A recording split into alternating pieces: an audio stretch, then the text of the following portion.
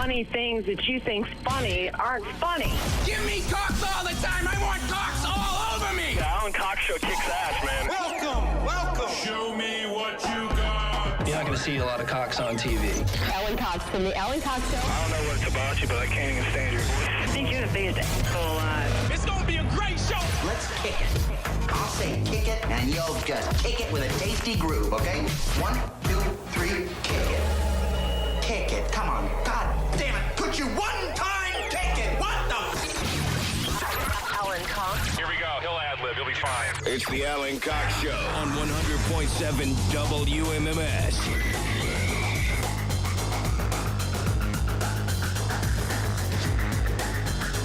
Oh, man. How about that? Stop your grinning and drop your linen, ladies.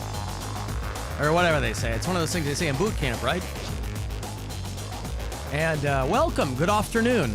My name's Alan Cox. Thanks for being here. We'll see what we got. Hey, say hi to Rob Anthony. He's here, too. What's up, man? It's right over there. You know, people say to us all the time, they'll stop us on the street. I won't lie. I'll just be walking down the street by myself, minding my own business, normally whistling or humming a jaunty tune, and lost in my own world. And somebody will stop me and they'll go, Alan. And I'll go, hey. And they'll go, what do you and Rob talk about in the breaks or before the show? And I go, oh, golly, what don't we talk about? You know? We're going over our scheduled farts for the day and metaphysics, epistemology, all of it, right? Pie recipes. Yes, of course. Rob turned me on to a huckleberry recipe that will change your life. You'll meet people in the eternal cake v. pie argument. Now, again, I don't know why it has to be either or. I think it's more based on a time and place. It's rare that you'll go to a birthday party and there's a birthday pie. So cake has clearly carved out its spot for that kind of celebration. I'm a big pie guy. Love pie. In all of its forms, right? I love it as a dessert. I love it as 3.14. I love it as slang for female genitalia. I love it. And the moister, the better is what I'm saying, right? Oh. The darker the berry, the sweeter the juice, okay? D-Rock in El Paso knows what I'm talking about. And, yeah, well, we'll talk about all kinds of things. But then the red light goes on outside the studio, and the bright lights go on inside, and it's on. And then we're talking about and to you. So if you'd like to join us, we'd love to have you. 216-578-1007 or 800-348-1007. Send me a text if you like. That number is 35192. If you listen to us on the iHeartRadio app, that is a free digital application that this company provides to you, and it doesn't cost you 1 penny because, let's be real, how could it? Nevertheless, that's where you can listen if you're from out of state. I only mentioned D-Rock down there in El Paso because he is one of our most engaged listeners. He's always hitting me up with stuff. He's always emailing. And so he emailed me out of the blue, and he goes, hey, man, I'm number 499 on the Alan Cox Show Blacklist, all right? If you go back with us a long time on this show, we had something called the Blacklist. When I first came to Cleveland, I noticed, or at least I acknowledged that the bulk of the WMMS audience was crackers. But I found out, too, that I had a lot of black listeners, and so I started marking them down. Was the name of it controversial? Sure. But people bought in, and we ended up with north of 500 black and biracial listeners to this program. D-Rock is number 499, and he must have really zoomed in on the YouTube channel. He goes, hey, where's my pin? Over my shoulder, for people who watch the show, is the map of the United States. And the push pins that are in there denote individuals or clusters of listeners all over the country. Now, in the course of transit, we were out in Oak Tree and we moved this.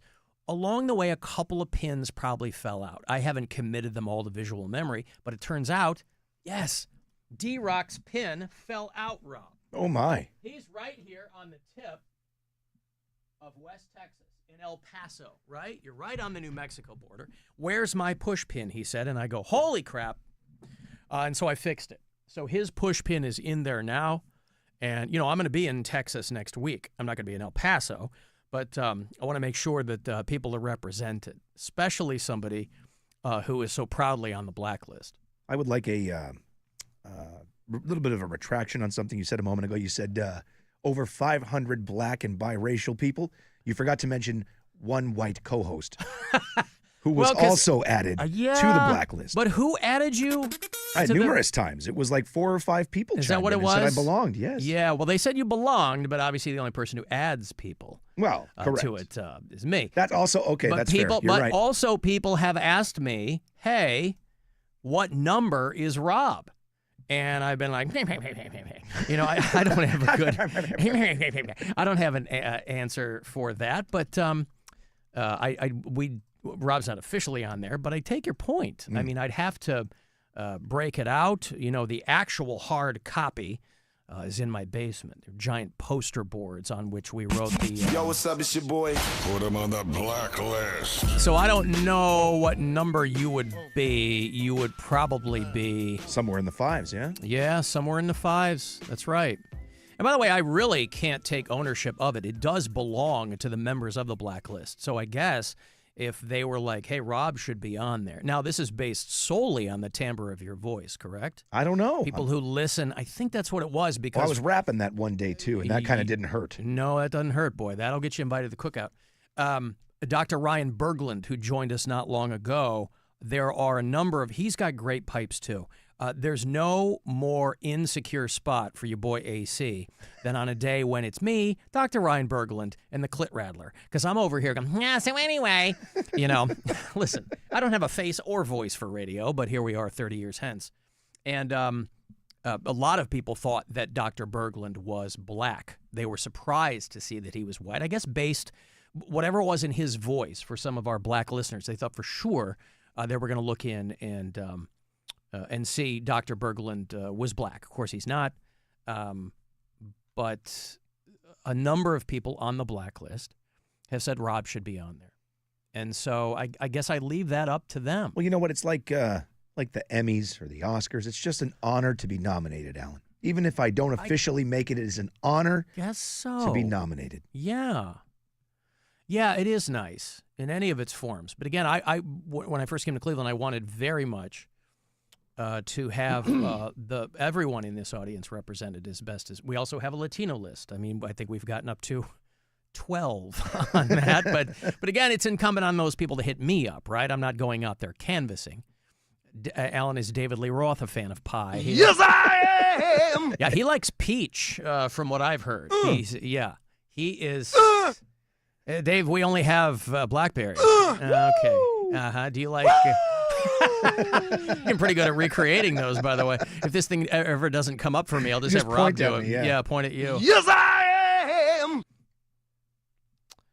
am! Listen, the man said it. Jack Nicholson, never rub another man's rhubarb, and I would say a caveat to that is, unless you're both making a delicious rhubarb pie. And then feel free to rub anyone's rhubarb. When I was a kid, my grandmother would make a strawberry rhubarb pie, and she would make it with strawberries and rhubarb from her garden. And I'll tell you what, it was, you know, when people talk about, oh, how old were you and you remember your first boner? It was when my grandmother gave me a slice of her strawberry rhubarb pie, right? And so this is her... Boner. That's right. Grandma, what happened when I ate some of your strawberry rhubarb pie? Boner. What? Boner. Right. That's exactly correct. Miss you. Well, it had a crust on it that... and now so do I. Alan, I'm a little worried about the parents that let their kids spend the night at your house for your daughter's sleepover. The sign out front that says hot kids only didn't concern them. I don't have a sign like that, you son of a motherless whore. I don't have that. Listen, I'm on record. You know, people throw this in my face. I said if you're going to have kids on a television show, as is true with any television show, this goes back to the first season of Stranger Things. I said there's too many kids on the show that are visually unpleasant. And if you want me to watch a show, kids or not, they should be fun to look at, right? This isn't British television. This is American television, even though I know Millie Bobby Brown is from across the pond. But no, I don't have a sign that says hot kids only. I'm merely a facilitator for my daughter's sleepover. It was just 2 other kids. Not a big undertaking. It was fine. Wanted to keep it small for the first one we were hosting. And it was fine. You know what I did have, though? I did have rubber wristbands made up for her and her friends so that they would have a memento, Rob, of the sleepover. I like it. Yeah. Now, granted, they came exactly 1 day too late, so we will have to mail them to them or give them to them next time she sees them. But I thought that would be cute, right? Little pink latex, those rubber wristbands that you get, Yeah. Remember everybody used to wear the Live Strong ones before everybody found out that Lance Armstrong was a scumbag? You used to be wearing those. It was like those. But a nice little memento. And who knows how many more sleepovers she'll have down the road. Boy, we've really gone around the horn here, haven't we? Love it. But I've got to go to a break. Want to send me a text, 35192. I will have a buzzard bike key for you today and tomorrow. Last 2 days to win them on the air because we're going to give away this thing on the 9th. I will be in Chardon on Saturday night. That's going to be your next chance to come on out and hang and qualify yourself for a key. But my buzzer bike key this afternoon is going to show up around 4:10. It's the Alan Cox Show. Everywhere on our free iHeartRadio app. Or whatever smart device you have.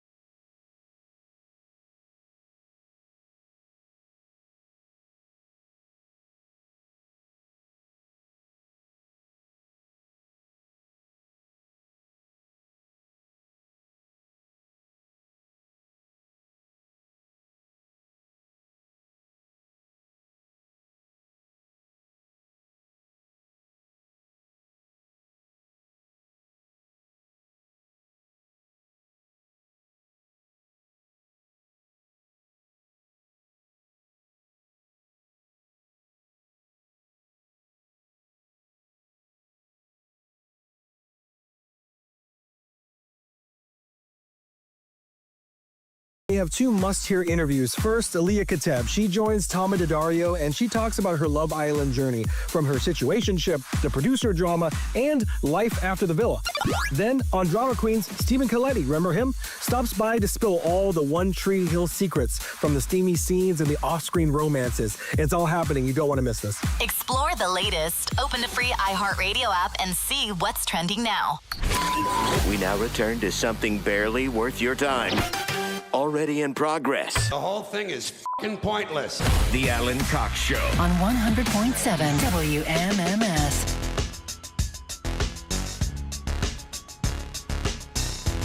Guardians off tonight, but they shut out the Rockies last night. That's good, boy. I didn't think the Rockies were going to win one, but they won the first of that series. 5-0 was the final here at Progressive Field last night over the Colorado Rockies, who remain the worst team in Major League Baseball. A lot of trades. That's what everybody's talking about. The Guardians traded Shane Bieber to the Toronto Blue Jays. They are my C team, so at least I still kind of keep an ear to the ground there. Blue Jays acquired. This is why I say in the Toronto Star. A friend of mine works for the Globe and Mail up there, and she was talking about it, how excited Blue Jays fans are. Blue Jays acquired two-time All-Star, All-Star MVP, Cy Young Award winner, Triple Crown winner, and Gold Glover Shane Bieber from the Guardians in exchange for a righty. Well, why does it have to get political, Rob? I'm sorry? No. The Detroit Tigers get Paul Sewald for a player to be named later. They're dealing guys left and right. Who's that? A guy from here? No. The Padres? Are you talking the Detroit Tigers? Right? Didn't we sent Paul Sewald to Detroit, and we get somebody named later? Is that what I saw? Got Cal Steven for Cal Steven? Yeah, for Shane Bieber. Well, no, for Shane Bieber, yeah. But, and then Paul Sewald we sent for who knows what. But we sent him to Detroit. Correct. Yeah. For who knows what yet. Who knows? That's right. Player to be named later was what I saw. They said maybe Cash, too. That would be. Cash. Okay. Anton Cash, the left-handed for cash. Yeah, for cash. Or a predetermined amount of cash. Yes. And it looks like the Padres are going hard after Stephen Kwan. Yes, right. Now, is there any chance that we could pull a little bait and switch and send them Michelle Kwan?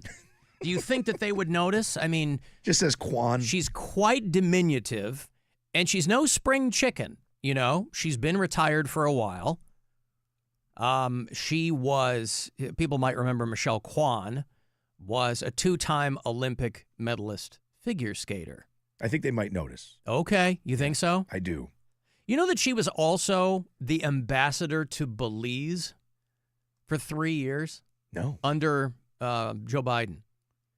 Ambassador. You know, they any president of either party, right, when they get in there, ambassadorships are kind of passed out to their benefactors and their donors and things like that. There's nothing controversial about that because most of those people have no diplomatic experience. There are lifelong diplomats who are very, very good at that. But usually, it doesn't matter who the president is. He'll, you know, hey, you donated to my campaign or you're a supporter or whatever, I'll make you the ambassador to fill in the blank. And obviously, there are some much more cherry appointments, right? If you're the ambassador to Ireland or if you're the ambassador to England or something. Those are big, higher profile things. Michelle Kwan for 3 years was the ambassador to Belize. And I have to wonder what she talked about there, right? I mean, I don't know if Belize is a huge figure skating country. But listen, and I don't know what her connection to that is.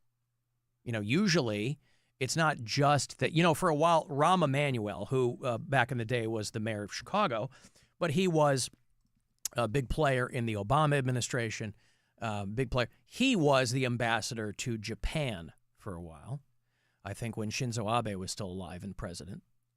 But, you know, imagine you're an Olympic figure skater. For a lot of people, their post-Olympic career is less than stellar, right? In the immediate aftermath of being a big deal in the Olympics, you might end up in a cereal box, something like that. You might be lucky enough to get some endorsements. I saw Simone Biles. Remember Simone Biles? Yep. She's still very much in the public consciousness. She's from Columbus, I think, and she's an Olympian. I just saw her in an advertisement. She was the face of this diabetes medication. And I'm like, well, there's no way that she has diabetes. And so the way they got around that was, she says, I'm Simone Biles, diabetes ally. Ah. That's how you do it, right? Now, I assume she means an ally of people with diabetes, not just an ally of the actual disease itself. That would be weird. You have 4 diabetes. Right. Hi, I'm Simone Biles. Have you tried diabetes? Because for most people, they think that it's really, really great. If you really dislike your toes, you'll really want to get diabetes. How do you feel about having 8 or 9 instead of 10? Diabetes. Yeah.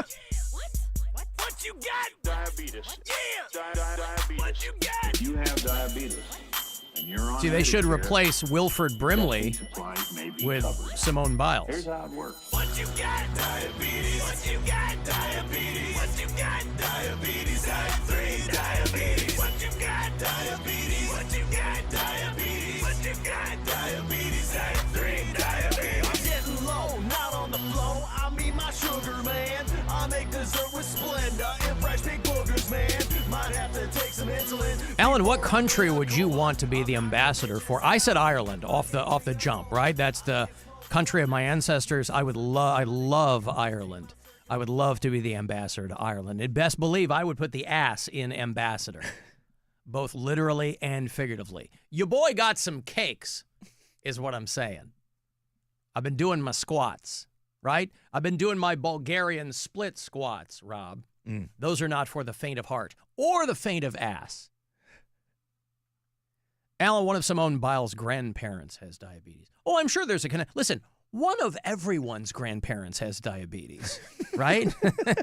One, if not both, of everyone's grandparents has diabetes. In which case, any one of us could be a diabetes ally in a commercial. I don't think any of my grandparents ever had diabetes. No, same. Everybody in my family, my extended family, and again, we only knew the people on my mom's side, but everybody there, my grandmother, who lived to 102, was one of, I think, 9 kids. They were like half boys, half girls. All the men in my extended family died of heart attacks at like 42, right? Oof. Heart disease, apparently, really had it out for my mom's side of the family. But, fortunately, and I think about this, those are things that to a large degree can be avoided, with lifestyle decisions and things like that. I think about people who, have much more severe things in their family, a history of mental illness, those are just things that are just hanging over your head. Just terrible, terrible things to contend with, you know what I mean? Things that you can't necessarily mitigate. But yeah, heart disease, and heart disease is like the big one in general in this country. But I didn't have anybody in my family that was diabetic. I think I had an uncle. But again, he was a guy who loved cakes and pastries, and he was your picture of somebody who was diabetic. But he lived his life the way he wanted to, and that's what he said. Never married. I just don't think he could find the right girl, Rob. Quote. Yeah, one of my uncles. And he was my favorite uncle as a kid. But he was a guy, we'd go to his apartment. He was in this high-rise near Wrigley Field. And we'd go to his apartment, and he'd have, giant bowls of M&Ms. And things. So it was no big shock when Uncle John was struck down by the beatus at a relatively young age, right? I just turned 54. I think he was 56 when he died. But he was my favorite uncle. Well, he was my grandmother's brother, but we called him Uncle. That's still Uncle. Yeah, because we only had one uncle. My mom had one sibling, and they didn't talk. Alan, did you see Hulk Hogan's cause of death was revealed? I thought he had a heart attack. That's what I thought. Speaking of diabetes and heart disease, well, they did. All I saw was that his family had a history of leukemia, but what I saw was that he died of a heart attack. Yeah, because they were trying to revive him. Wasn't that a thing? Mm-hmm. Unless something else changed. I haven't been reading that, but acute myocardial infarction. That's a fancy name for a heart attack. And again, I can't imagine. I have to think that's the way most pro wrestlers go, right? The things that they put into their body, the things they did to their body. The guy was 71. There's a lot of other people who were his contemporaries who died way before that. So, listen, that era ended for me. And again, I didn't grow up watching professional wrestling. But just as an artist, as an actor, as a performer, I stopped paying attention when Rowdy Roddy Piper died. And that was a good 10 years ago, right? So once Rowdy Rodney Piper, it wasn't Rodney, what was his name? Roddy? Roderick. Yeah, Roddy. Now, Rowdy Roderick Piper it's not as smooth, but he was Canadian. And so when Rowdy Roddy Piper died, that was it for me. I wasn't paying attention to anyone else because that's where it all began and ended for me. He and Mr. T, WrestleMania 1985. It was one of the few that I paid attention to. I was 13 years old. I was paying attention to it, and I loved me some Rowdy Roddy Piper. And They Live, the film, top 5 movie for me.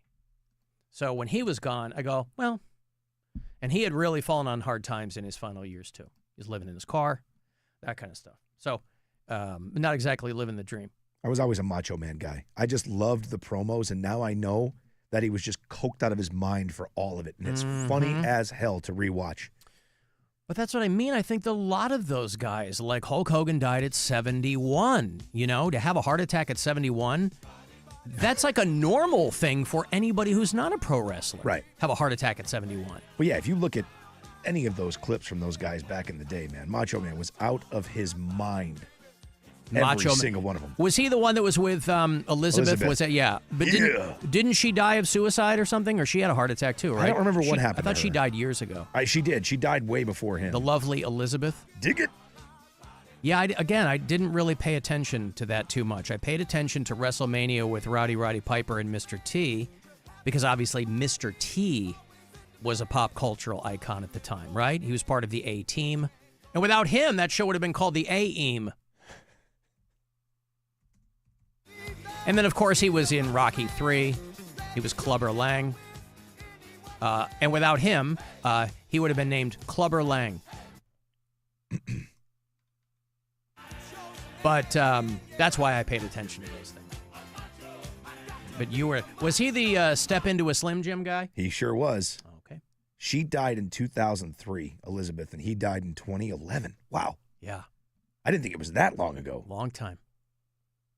Anyway, I got off track. We were talking about the trades over there. I'll tell you, the wildest trade I saw was the guy who got traded between teams playing a doubleheader. Yeah. Did you read about that? Yeah. Sir Anthony Dominguez. He goes to the Blue Jays, too. They're in the middle of a doubleheader, the Orioles and the Blue Jays. He's a pitcher. And between the two games, they go, yeah, you got traded. Go to the next dugout. So he didn't pitch in the opener, right? The first game of the doubleheader, Baltimore wins 16-4.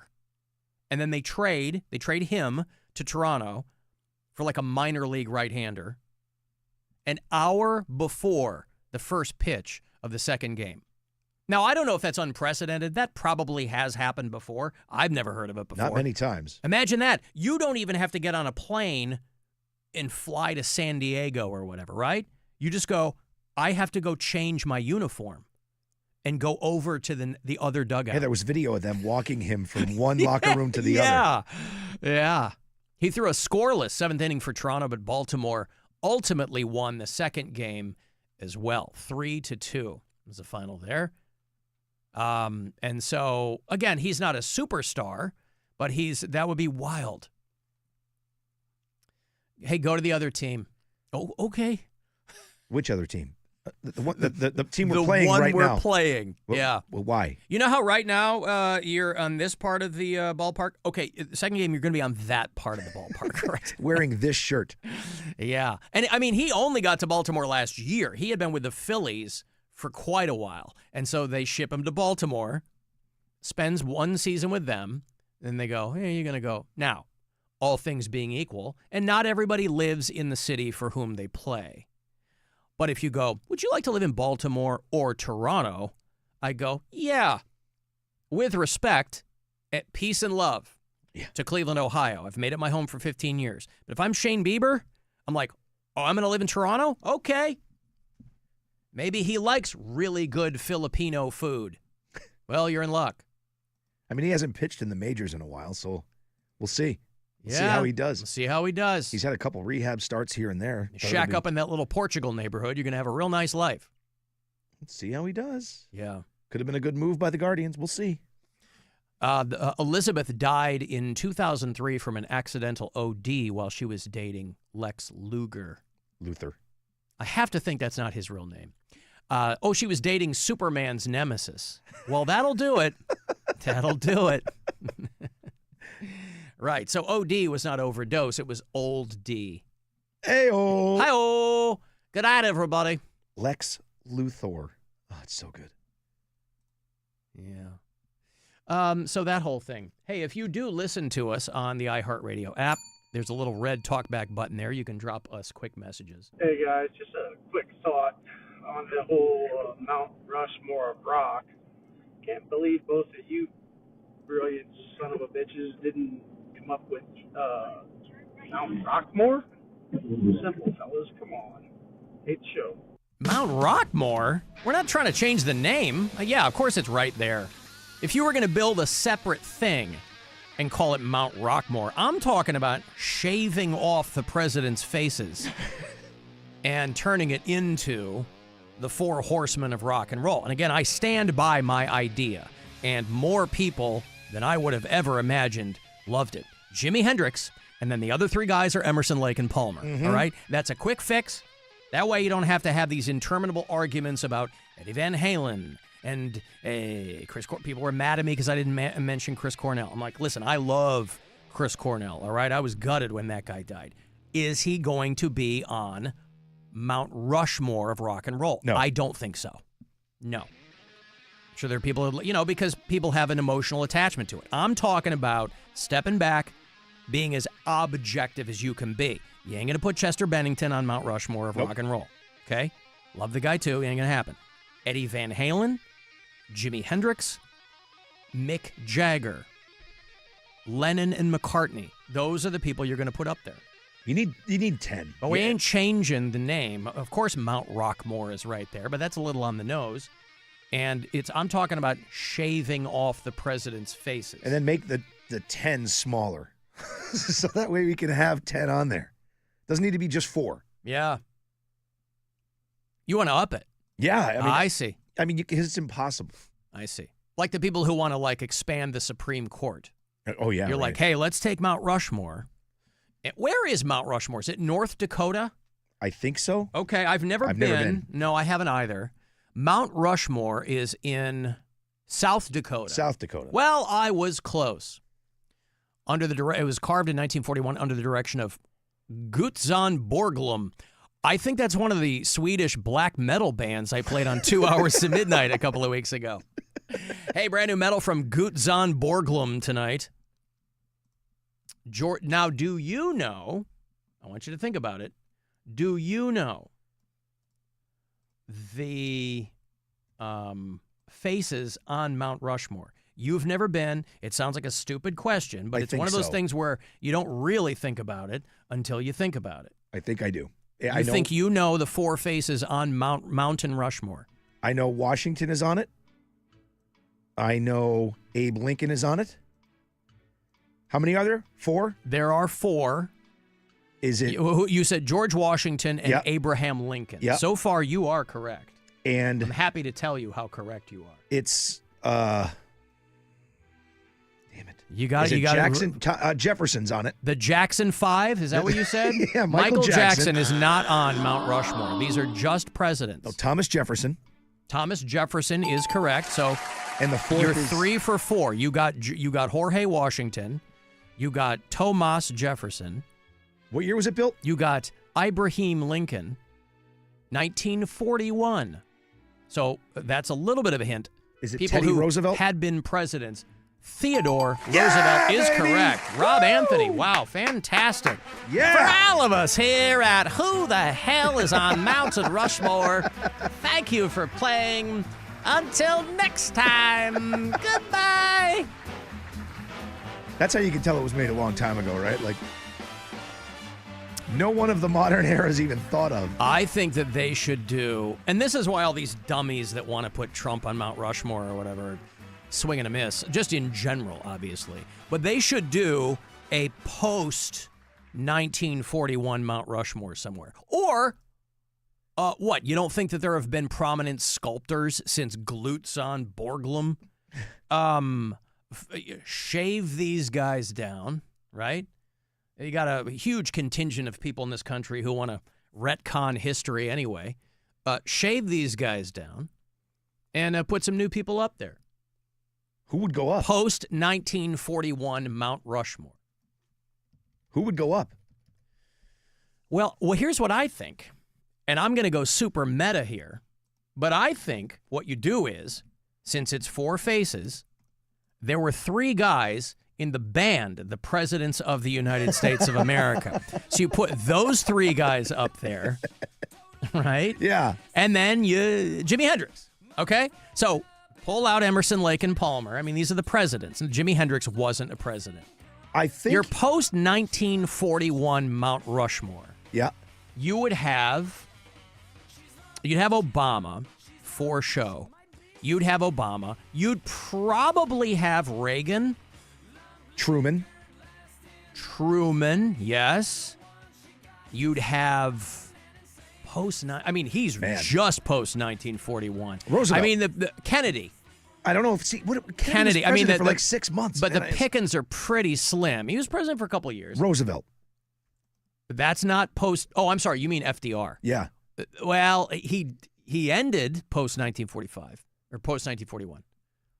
Slim pickings, though, right? But I think he goes. A modern Mount Rushmore. Eisenhower? I'm terrible with history. Eisenhower was 53 to 61. Yeah, I'm sorry. Yeah, Eisenhower. So I think Eisenhower goes. Eisenhower, Kennedy, Obama. You think Kennedy?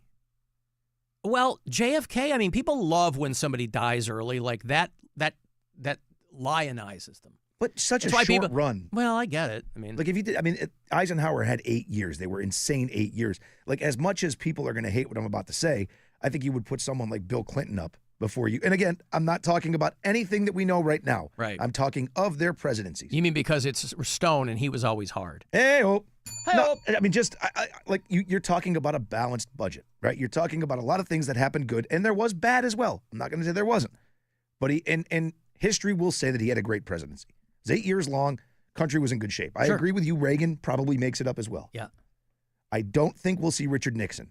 Not Nixon. Nope. Probably not Johnson and his giant Johnson. I was going to say, how about LBJ just for that phone call, right? And when you visit Mount Rushmore National Park, you can press a button and it plays you that phone call. Y'all made me some real lightweight slacks. Make these a half inch bigger in the waist. Make the pockets at least an inch longer. My money and my knife and everything fall out. Wait just a minute. Now, another thing, the crotch down where your nuts hang is always a little too tight because they cut me under there. Let's see if you can't leave me about an inch from where the zipper ends round under my back to my bunghole. Right. Back to his bunghole. How are you going to top that? Yeah. Do you think there's a guy currently on Mount Rushmore who ever mentioned his bunghole to another human being? Not in that term. Hell no. Washington probably had a name for it. It probably just wasn't bunghole. Right. You can take me, but you cannot take my bunghole. Freezing waters of the Potomac have hit me about the wrinkled starfish. The frozen waters of the Potomac have splashed upon my leather Cheerio. Yes, record that too in the Hall of Presidents. I love it. Hey, you want to go see Britt Floyd? These guys, I think they're endorsed by David Gilmour and company as doing some of the finest work out there in the pantheon of Pink Floyd tribute bands. They're celebrating the 50th anniversary of Wish You Were Here. Every time they come through, man, it is a phenomenal show. This one is Friday, August the 15th. They will be at Jacobs Pavilion. AXS.com for the details. Caller 10, you get this pair right here. I'll see you there. Good luck. 216-578-1007 or 800-348-1007. The Alan Cox Show on 100.7 WMMS. Rover's Morning Glory. Charlie didn't believe me, but I saw our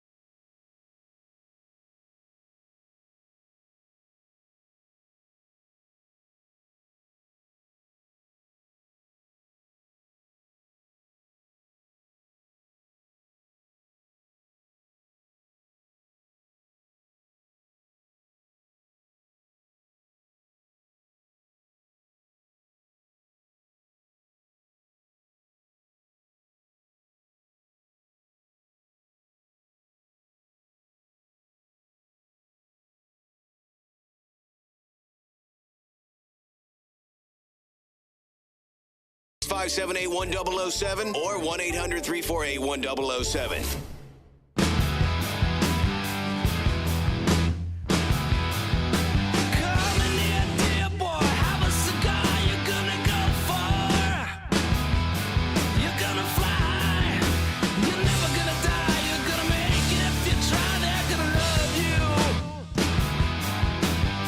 Remember this one? It was a Foo Fighters cover and Have a Cigar. By the way, congrats to James Bachna out there in Elyria. He got those Brit Floyd tickets. I will have another pair for you tomorrow. And that's a great, great show if you're a Pink Floyd fan. About 25 years ago, I think, the Foo Fighters did a handful of B-sides and covers. This ended up on the soundtrack for Mission Impossible 2, which I think was the same soundtrack that had I Disappear from Metallica on it. But it was the Foo Fighters covering Have a Cigar. Taylor Hawkins singing, that's why it didn't sound like Dave Grohl, and Brian May playing the guitar. So I assume it was Dave on the drums. And in the rock world, they have basically, Nine Inch Nails and the Foo Fighters have basically pulled like a Matt Stafford, Jared Goff type situation, right? Where they have just swapped drummers. Out of the blue, not long ago, Foo Fighters announced that Josh Freese, who had not been with the band long, he never recorded with them. I think he only toured, that he was going to be out. And the conventional wisdom was they were going to put Taylor Hawkins' kid in there. And that's not what happened. Alan Rubin, who is the guy, an accomplished guy, a young dude, he is the youngest living member of the Rock and Roll Hall of Fame. He got in with Nine Inch Nails when they got in 2020. I think it was right here in Cleveland. And he was only 32. He's also the first Rock Hall inductee to be born in the 80s. First to be born after the establishment of the Rock Hall. So the youngest guy in the Rock and Roll Hall of Fame gets in with Nine Inch Nails. He's been with them for a minute. Alan Rubin goes to the Foo Fighters. Josh Freese goes back to Nine Inch Nails. And he had been, I think Josh Freese had done more touring with Nine Inch Nails than recording. He was only on a couple of the albums. He was on, you got to go back. Josh Freese would have been on, because he recorded with everybody, right? Mm-hmm. I mean, everybody. If you look at Josh Freese's discography, you're like, holy crap. I mean, from people you know to people you can't believe, were like he drummed, because he's a hired gun. He drummed for like one of the American Idol guys' albums or something like that. You call Josh Freese, you know he's going to kill it. So Alan Rubin and Josh Freese just trade bands. And Josh Freese now will be, which is going to make this Nine Inch Nails show coming up amazing, by the way. Yeah. August 31st, Nine Inch Nails hits Rocket Arena, and it's going to be Josh Freese behind the drums. So he would have been on Year Zero, either Year Zero or With Teeth. He would have been on one of those. Ironically, Dave Grohl also played on, okay, so it would have been Year Zero, because Dave Grohl played all the stuff that wasn't programmed drums on With Teeth was Dave Grohl behind the drums. So it's all very incestuous. I mean, rock and roll is very much that. But this is like a Matt Stafford going to the Rams and Jared Goff coming to the Lions type situation. I think we are thinking way more of it than what it is. I think they were getting ready to go out on this tour. The Foo Fighters have nothing in the pipeline for a huge world tour. But why not the kid? Because I think they wanted Josh Freese back. That's the only thing that I could think of. Wanted him back? To play with them, to play with Nine Inch Nails. Oh, wait. Foo Fighters, okay. I'm saying I think Nine Inch Nails. Because Nine Inch Nails is going on this tour. Correct. And the Foos have nothing in the pipeline. Josh Freese is just sitting around. They're not recording anything. They're not doing anything. They boot him from the Foo Fighters, right? I think this was all part of it. I think it was all planned. Why did they get? It would be different if he left. No, that's what I mean. I think it was probably all planned. Like they all kind of worked together on it. Why would they say they let him go? I don't know. I mean, it's a good question. That's what I mean. Like if he was going to leave, he'd be like, "Yeah, I'm going to leave." But then to go work with Nine Inch Nails, I think it has an uglier look if he, you know what I mean? I think because when they were just like, yeah, it's not going to work out. He's not going to stay with us. We're going to go with somebody else. I mean, you might be right. That seems like something that would be easily explained away, though. You'd be like, we're sitting around. I like getting out, and you know. That's what I mean. But to your point, I guess they did say he was not going to stay on as their drummer. So why say you were let go if you weren't? Yeah. So anyway, it's wild. I mean, it was. I think Josh Freese was probably the first one to announce. He posted something on Instagram and said LFG, and it was him back with Nine Inch Nails. And then it was not long after that they were like, Alan Rubin is the new drummer for Foo Fighters. Great gig for him, by the way. I actually have, he has a drum book that I have. It's called Start Somewhere to Go Somewhere, and it's really, really good. I've been playing drums for a long time, but it can be very, if you'll pardon the pun, it can be very instructive to kind of re-immerse yourself in the rudiments. And his book is great. It's just core concepts, because you can really kind of, it's true of any instrument, but I only play the drums, that you can, over the years, if you're fortunate enough to play for a long time, over the years, you can kind of develop as many bad habits as good ones. And his book is great. But he's not a household name, right? A lot of people don't know Alan Rubin. Now, you might remember, if you go back far enough, his first, I think the first band he joined was a band called Lost Prophets, where, again, ironically, Josh Freese recorded with those guys. But if you remember the band Lost Prophets, these guys, they were from Wales, and they had a really cool sound. They were starting to blow up, and then their front man got blown up for child rape. This guy, Ian Watkins, they turned out that this guy was like a scumbag of the highest order. He's doing 30 years as we speak. Like, if you go to Europe, their radio stations aren't even allowed to play Lost Prophets music. So this guy destroyed that band. And so Alan Rubin obviously didn't have a gig after that. But Ian Watkins is in prison for a long time for really, really just heinous stuff. And so the other guys in the band are like, obviously there's no way we're coming back from this, right? There's no amount of public relations that's going to wipe this up. So I think the other guys formed another band. But Lost Prophets, when they were around, they were a good band. So Josh Freese will be back behind the drums for Nine Inch Nails. Again, they're here on the 31st of August over at the Rocket Arena. And Alan Rubin gets behind the drums for the Foo Fighters. Don't you think that makes sense? I mean, I may not have explained it well. No, I think all of it makes. I think any one of those scenarios makes perfect sense. He's just such a perfect fit for that band. And if they're sitting around doing nothing, you're talking about Josh Freese. Josh Freese. I mean, you're not getting a slouch. And then the announcements from both bands on the same day, around the same time, like it's all, I don't know. It just feels like it was all. So you think? So your thought is Foo Fighters cut him loose.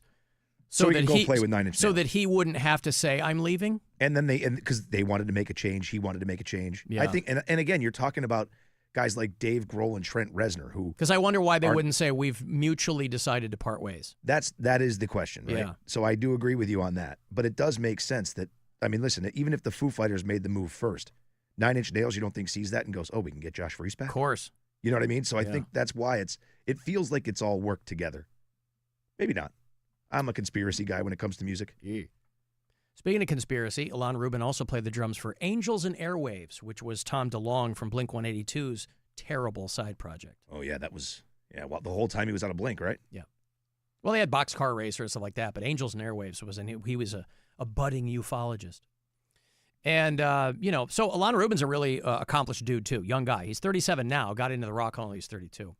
And played drums for Danny Elfman and, kind of along the same lines as Josh Freese. These are journeyman players. Yeah. But they don't know, what they haven't said is whether or not Alan Rubin is joining the band for good or if he's just going to tour with them. Because when they grabbed Josh Freese, they were like, he's in the band now. He's the guy. And they haven't said that about Alan Rubin. They're just like, he's our new drummer. Yeah, it's odd. They just said reveal our new drummer is how it said. Yeah. I mean, you have to assume at this point they got to put something out. That's not just Dave playing everything. Well, so what I read this in the Hollywood Reporter. Alan Rubin had committed to Nine Inch Nails through 2025. Told Trent Reznor last week that he had accepted a job with another band. There you go. So then Trent goes, well, Josh Freese is sitting around. Let's get him. We're all pals. And don't you think, like, if Dave Grohl played drums with Trent Reznor, don't you think there would have been a courtesy call before it all happened? I mean, they're all pals. That's so what I mean. Probably, yeah. The Nine Inch Nails North American tour starts Wednesday, so the timing couldn't be better for everybody on that side of the thing. Unless you're Josh Freese. learn everything in a whole show by Wednesday? Well, he knows the bulk of the songs, right? Well, I mean, there's a whole new album they're touring too, Yeah, right? sure. But he's a smart Yeah, guy and a of fast course. learner, and yeah. It's true. When you're a pro, you figure it out quick, I guess. They'll be like, here's some new music from Tron Ares. I'm playing the new one. I know, I like it. I like it a lot. Yeah. So, yeah, when Foo Fighters initially announced that, they were like, we've decided to go in a different direction. And Josh Freese seemed genuinely, he's like, I'm shocked. I didn't see this kid. Yeah, I'm not mad, And he was even pretty candid. He goes, if you know me, I'll be fine, right? I'm always working. And that's a great spot to be in rock and roll, is you can work when you want, and when you want to, there will always be work for you because he's so in demand. He played on all those Perfect Circle records. He toured with them, played with Devo. The Vandals were his band. I mean, the guy has, if you go to the Josh Freese discography, and I'm just a huge fan of him in general. So when they said he was joining Foo Fighters, I'm like, this is amazing. But the list of people he's recorded with. Hey, Trent. Going back to the early 90s on Dweezil Zappa's album. And he recorded with Suicidal Tendencies and Tracy Bonham. Remember Tracy Bonham? Mother. And Meredith Brooks. Remember Meredith Brooks? I'm a bitch. That's Josh Freese on the drums. And New Radicals. You get what you give. That's Josh Freese on the drums. And like I said with Devo, he drummed on Chris Cornell's first solo album. And he drummed for Guns N' Roses for a while. And Puddle of Mud. Oh, boy. He drummed on Come Clean, which was the massive album for them. That was Josh Freese on the drums. So a lot of times he's a guy where a band goes, we got this guy in the band, but he either just doesn't sound right. He's like a quick fix guy. They bring him in, learns the songs, kills it, gets paid, moves on, goes on to something else. He played the drums for Rob Zombie on The Sinister Urge. He played drums for Seether on Disclaimer. Again, there's a lot of bands where they don't fire their drummer. They just go, the guy we have in our band is not the sound we want. Or maybe there's a falling out and you get a session guy to come in, do the tracks, and then the band's drummer goes out and tours with them or whatever. He played for Three Doors Down, Kelly Clarkson's album, Evanescence Fallen. That was their huge breakthrough album 20 years ago. That's Josh Freese on the drums. Static X. So, he played on a couple of songs for Queens of the Stone Age. I think of how many bands I've seen him with. You're saying all these things. Yeah, like, he played on 2 or 3 Filter albums. I saw a bunch of Michael these tours. Bublé. So his abilities are very broad. He's not, there's a handful of guys you go, well, if you want this kind of metal sound or whatever, you get this guy. But Josh Freese, they're like, throw anything at him. He played on a Joe Cocker record, Ricky Martin, Offspring. He drummed on Bruce Springsteen's album High Hopes. So a really, really that was the solo talented one, right? guy. Huh? That was the solo one without the E Street Band? Yes. Yeah. I believe so. He does half of the new Offspring record called Supercharged. Half of those songs are Josh Freese. Because I think they were halfway through recording when they got the guy who's playing the drums for them now. Hey, Trent, it's Dave Grohl. I just wanted to reach out really quick, and I got caught leaving it in, the side piece. I'm going to need to take some time off the road, and I got this really great drummer hanging around. Can we do like a little swap-a-roo? Think that's all right? Can I send you Josh Freese? I'm going to say we're going to let him go, but you think maybe you could pick him up? He's really great. I like the sound of it. It all makes sense to me. I like it a lot. I can't believe I did this, man. Wait, did you say you left it in? Yeah, I left it in what? My side piece. Oh. Yeah. Oh, a woman. Yeah. Woof. Oh, it's bad. Okay. Yeah, well, she's pregnant. Well, you never heard of Rubbers, bro? I know, man. It's just, it's rock and roll. And You gotta throw it somewhere else. I'm more rock and roll than anybody, All right. So I'm in trouble. Okay. Can do a switcheroo? Yeah, we can do that. Cool, man. Thank you. Maybe we should call you the stick I'm in man. so much trouble. I'm in so much trouble. I'm going to release new music. Uh-huh. Today's song. I'm going to release new music like I released inside that groupie when we were playing the Tacoma Superdome. Not only can you take a load, you can take the ultimate load, and even better than that you find your true calling and destiny in your willingness to take the ultimate load. Wow. Yeah. Alan Josh was also the touring drummer for Sting. This is what I'm saying. It would be great to just be one of those guys, and you can count them on one hand, who are session guys, where you just get the call. Hey, would you go out and tour with us? And then you tell your wife, because he's got grown kids, wife, they've been married a long time.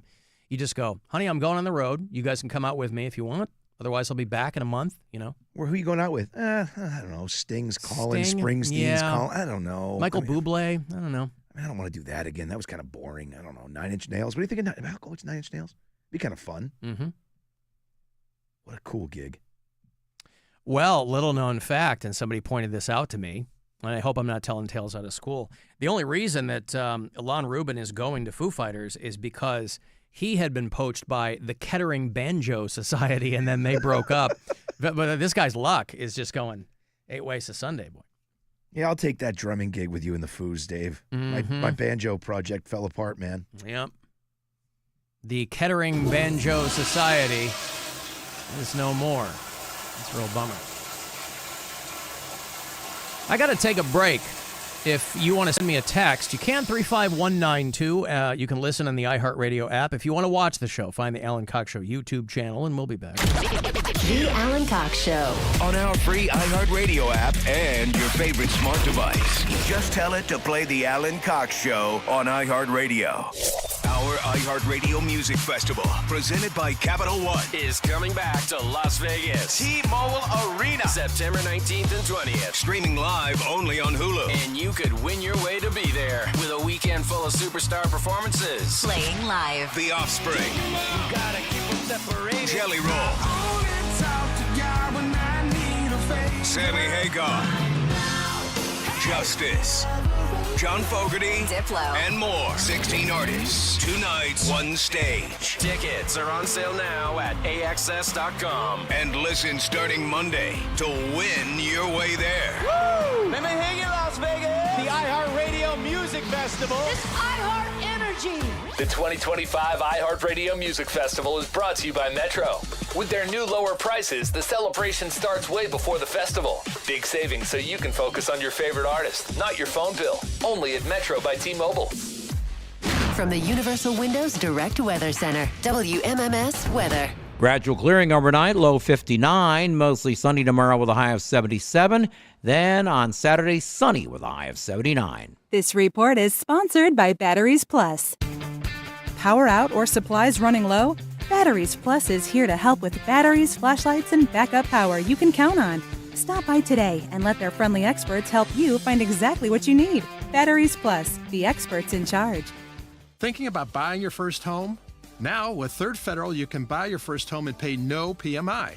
Hi, I'm Mark Stefanski, Chairman and CEO of Third Federal. Private mortgage insurance, or PMI, can cost thousands of dollars over the life of your loan. And you may not realize PMI doesn't protect you. It only protects the lender in case of default. But at Third Federal, you can buy a home with just 5% down and no PMI. Plus, first-time home buyers get $750 off a closing cost. So if you're thinking about buying your first home, go for it and visit thirdfederal.com. Even before you find a home, lock in 6.49%, APR 6.52% on a 30-year fixed-rate purchase mortgage. Visit thirdfederal.com or call 1-800-3RD-FED today. APR reflects 15% down for $350,000 loan amount. Rate requires automatic payment program and is subject to change. Restrictions apply. See conditions for closing cost coupon at thirdfederal.com/FTHB. Equal housing lender. When people think sleep apnea, they think CPAP. Now at Advent, we do all we can to help sleep apnea sufferers avoid the CPAP machine. And most sleep apnea sufferers who come to Advent are going to be able to avoid a CPAP altogether. Our unique Advent approach using simple in-office solutions can get your nose working and throat open all under one roof. You see, the root of every snoring and obstructive sleep apnea problem lies within the throat, nose, or both. At Advent, we know when we get the nose and throat working properly, most snoring and sleep apnea problems will subside. And we have the most simple and convenient, ultra-effective in-office solutions that can do just that. And this is why people have traveled by planes, trains, and automobiles from corners of the world you would never think of to find the sleep apnea and snoring relief you won't find elsewhere. Go to adventknows.com to schedule your appointment because Advent knows when you breathe well, you live better. Most insurance accepted. Make your next shopping trip a good deal better with the Meijer 7 for 7 sale. Pay just $1 each when you mix or match any 7 or more of over 1,000 participating items, like select varieties of Meijer frozen personal pizzas, extra large avocados, select varieties of Chobani Greek yogurt, and Meijer essential paper towels. Getting more for your money with the Meijer 7 for 7 sale. That's the save to bundle good life at Meijer. Exclusions apply. See all deals in the Meijer app. It's jaw-dropping, it's eye-popping, it's gut-busting. It's showtime. That's right. The whole world loves Beetlejuice. It's a rowdy, rambunctious, rollicking good time. And a big, fantastical funhouse. Beautiful. Everyone agrees this show is so good. You've never seen anything quite like August 12th through 17th, Playhouse Square. Beetlejuice. Tickets at playhousesquare.org.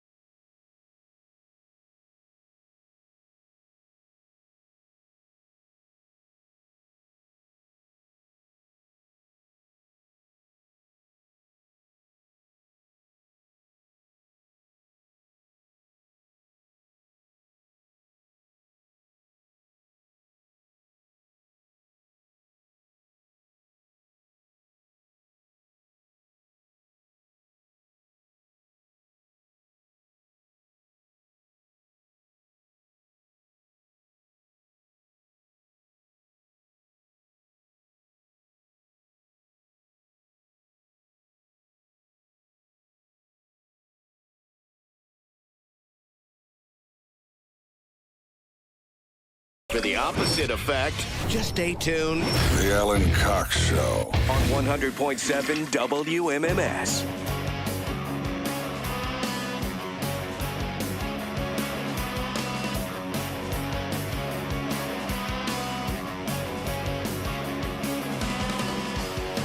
Guardians off tonight. They shut out the Colorado Rockies last night. I think that was the desired effect.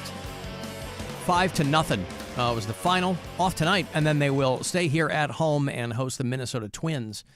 First of three tomorrow night here at Progressive Field. 7:10 is your first pitch. We'll get to your pregame shortly after we roll for the weekend. And then tomorrow, is it today? Today's the last day of July? Jesus.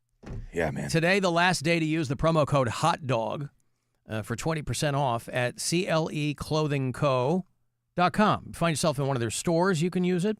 Or if you are online, you can use it as well. 20% off. And then beginning tomorrow, for the month of August, you'll want to use the promo code SURF. Okay? Sure, 2 letters fewer, but no less impactful for your wallet. So 20% off. I want to buy. And there's always great MMS gear in there as well. We were talking about the World Series of Rock earlier in the week. It was the 45th anniversary of the one where Aerosmith broke up and all that. Kind of a high watermark for that series of concerts. And there is a World Series of Rock T-shirt, MMS merch always. Got our own section there. Buzzard gear at CLE Clothing Company. Good. Oh my God. Gesundheit. Oh. Excuse me. Scusi. Oh, scusi. Mama, pat. Al and I had a canned beverage from Trader Joe's yesterday. When I would look at the expiration date, I saw that it was distributed from Monrovia, California. So, of course, I yelled, Monrovia. Monroe. Yeah.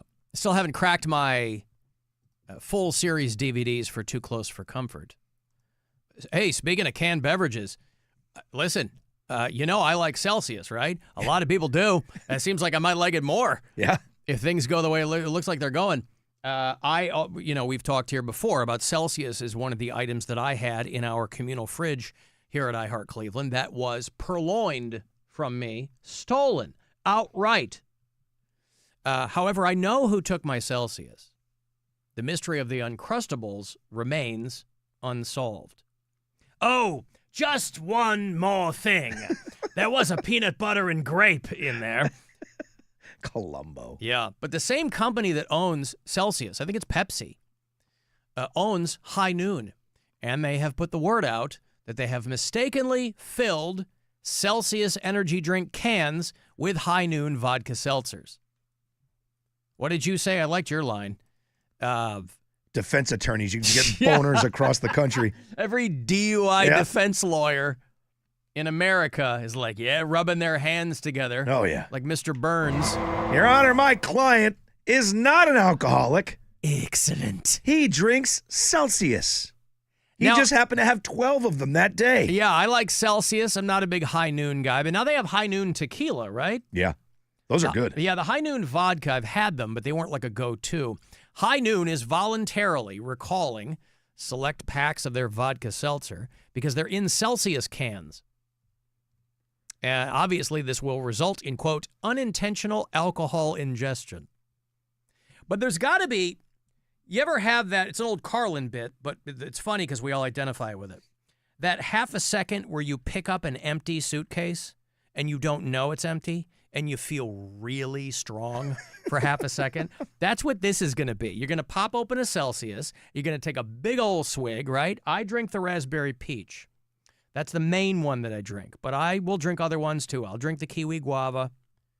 I won't drink the flat ones. I got screwed by that one time. I didn't realize they had flat Celsius. Oh, terrible. Come on. What are you trying to protect me from? But you're going to pop one of these, should you get it, right? It's going to be like the Willy Wonka golden ticket.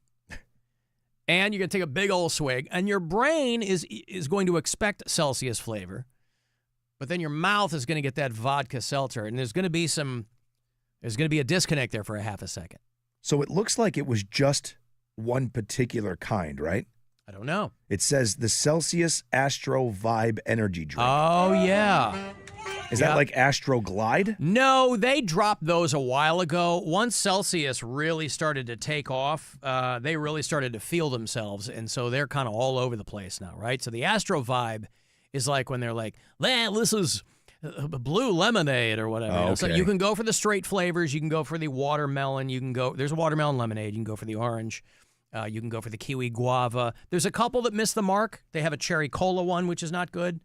But the blue raspberry is one of your Astro Vibe. They're just making stuff up, right? So it says you'd have to get that one in particular or the Beach Variety 12-pack in order to potentially get the vodka sodas. Okay. Well, then you're going to find those sold out everywhere. As everybody's trying to get the hidden high noon. And then you'll see them on eBay, but you'll be buying them blind because you won't know until you pop them open whether or not that person took you for a ride or not. Coming soon to a courtroom near you.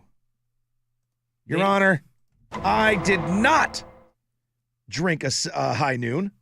I drank a Celsius. Case dismissed. Well, it's like that guy. One guy comes to mind, but he's probably not the only guy on the planet. The guy who was getting pulled over and getting DUIs, but he was never drunk. It was because his body was creating yeast or something. Remember that? There was a guy who made the news because his body metabolized something that gave him a blood alcohol level, even though he didn't have a drop to drink. Wow. Which sounds like a real, sure. Sounds like a CSI episode. Yeah. But that guy springs to mind. So our accident is not an accident at all. So our Celsius isn't a Celsius at all. It's a high noon. Or maybe he got taken for a ride. Yeah, he got taken for a ride, all right. Sure did. Alan, you were talking about how hot Jamie Lee Curtis still is. She's hot inside and out because she's eating all that poop yogurt. Poop yogurt? Oh, right. She did those Activia ads. Remember Activia? Yeah, but that's a poop Jamie yogurt? Well, I mean, in Does our... it make you poop? Our parlance. It's to feel like your gut biome is in better health or something, right? Okay. That's the real hook with Activia. I call it poop yogurt, and this person is too, obviously. But it's like, it's got probiotics. Keep you regular. Right. Which is largely marketing, right? Anybody sees, if for a while gluten-free, it's still on everything, even though if you don't have a gluten allergy, it doesn't do anything for you. But people get lured in, and so same thing with probiotics. You need fish where the fish are, man. You get older, take those endorsements where you can. Sure. That's Jamie Lee Curtis. She has got an amazing gut biome. That's why she's still in good shape. Pardon. So, yeah, poop yogurt is what this person, and that's what I've called in the past, too. I'm getting back on the yogurt, by the way. Alan likes his yogurt. Do you? Yeah, I'm like Terry Crews in Brooklyn Nine-Nine. Well, here's the thing. I will go through these phases where I'll eat yogurt. I grew up eating a lot of yogurt. My mom was a big believer in yogurt, so we were always eating yogurt. However, there's a lot of sugar in most popular yogurts, right? And so if you're truly trying to eat it to kind of for it to be good, you really got to go for that bitter, like kefir type stuff. Oof. But I like mine with a little stuff in it. So I'm currently back on the yogurt thing. Some Chobani. I tried the Faye yogurt, but it's like no flavor. You're just eating it just because you're trying to eat healthy yogurt. Is that how you say that? Yeah, Faye. Oh, Fage. Yeah. Oops. You guys got that faggy yogurt in here? I swear that's what I thought it was. Well, it's probably a lot of, but it's Norwegian or Swedish or something. Trying to work on my gut biome over here, and it's, oh my God, that's not how you pronounce it. Oh, I am so sorry. When that stuff first came out, I remember taking a picture of it and sending it to my brother. And I'm like, hey, look, your yogurt's in stock. I never, ever knew that that's how you pronounce that. Well, because I have a couple of cups in my fridge as we speak. I think they put it on the packaging now in parentheses, like with a wink, pronounced Faye. I'm pretty sure that's what it's Greek, right? I mean, Greek yogurt is like what you're supposed to be eating if you're trying to eat healthy yogurt. I think that's legitimately like a Greek company. Okay. But I'm pretty sure that's how you pronounce it. I had a yogurt Faye. for the first time in maybe 15 years. the other day. I hate yogurt. I like it a lot. But I'm like, I got to try to eat it because it's good for me.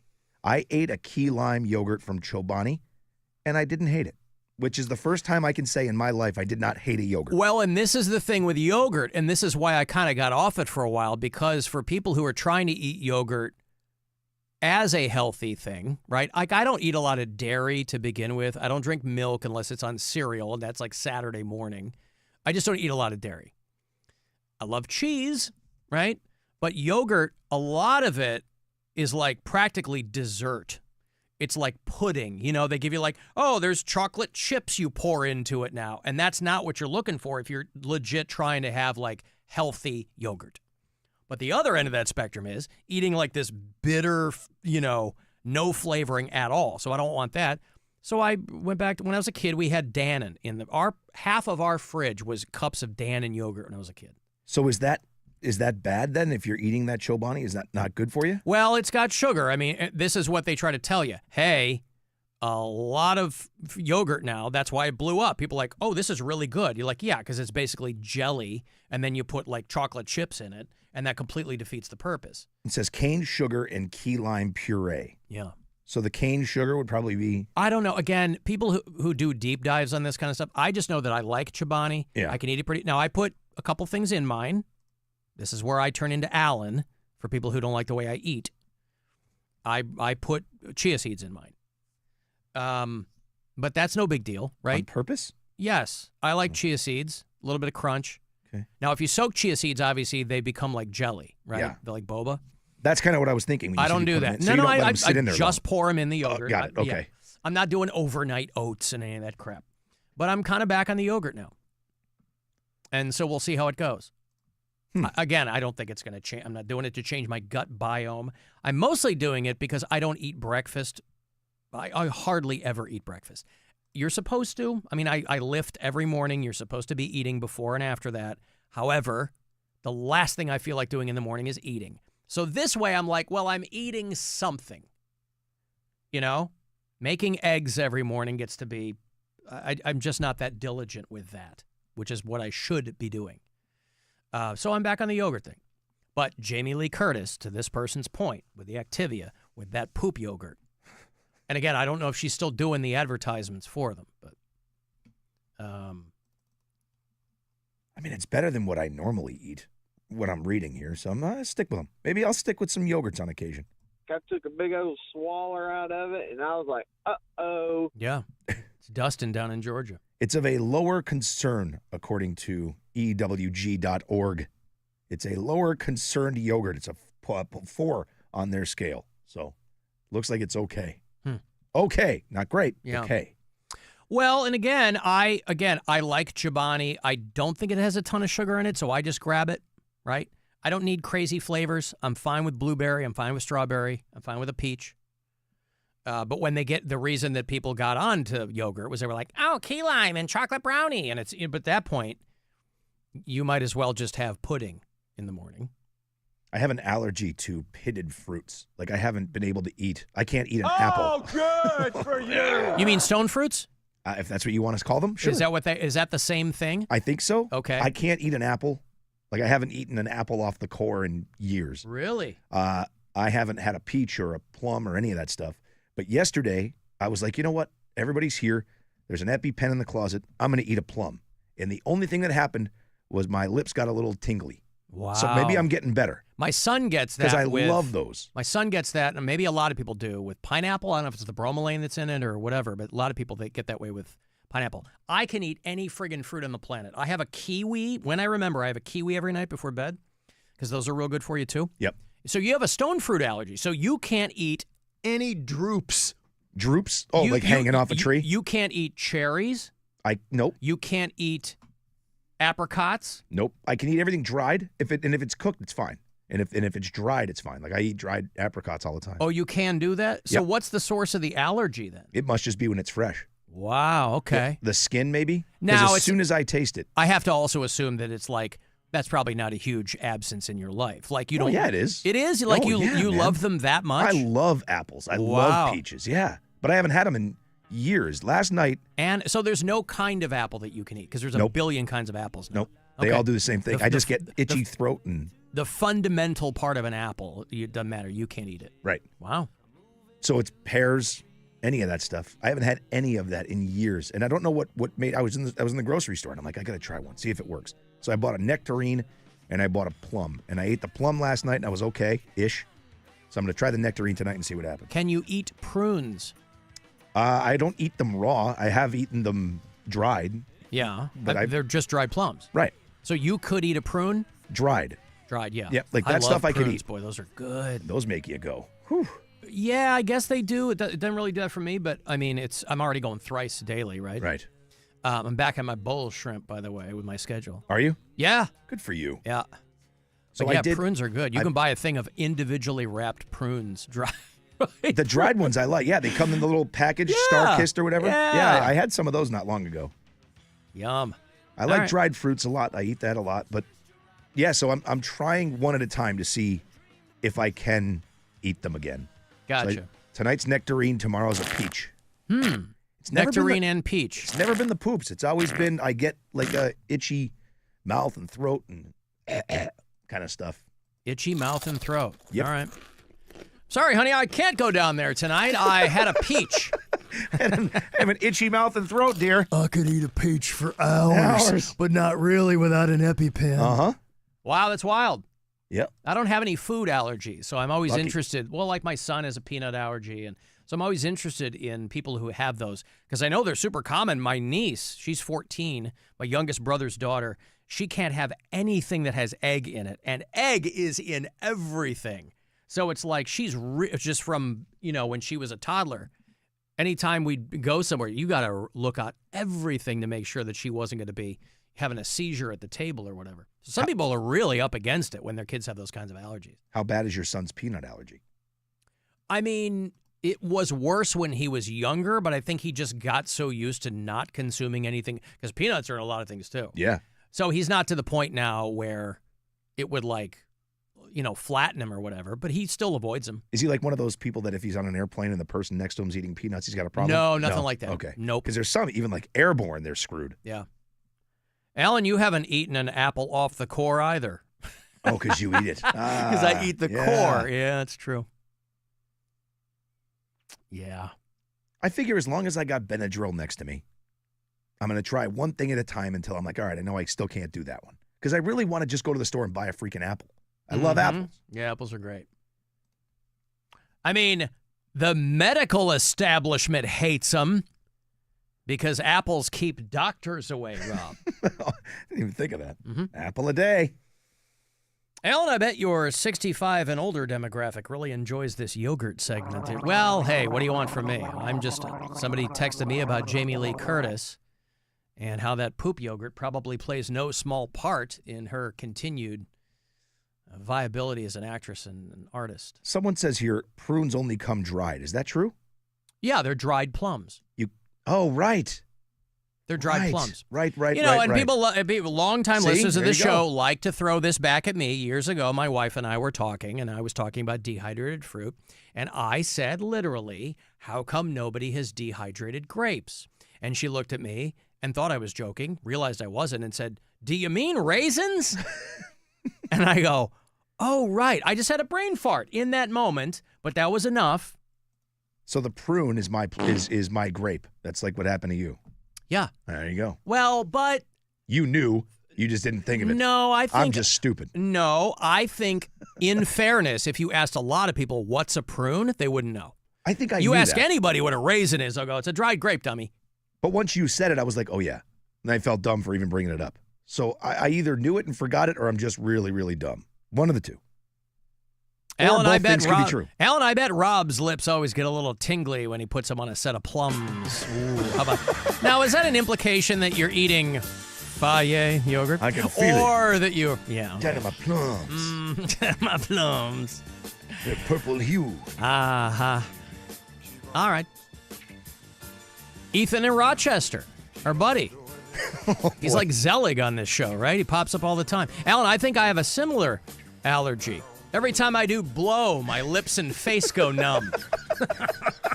He is allergic to the coca plant, Rob. He can't feel his face when He needs to have an EpiPen near him at all times when he's doing cocaine so he doesn't fall over. So I can work longer. Yes.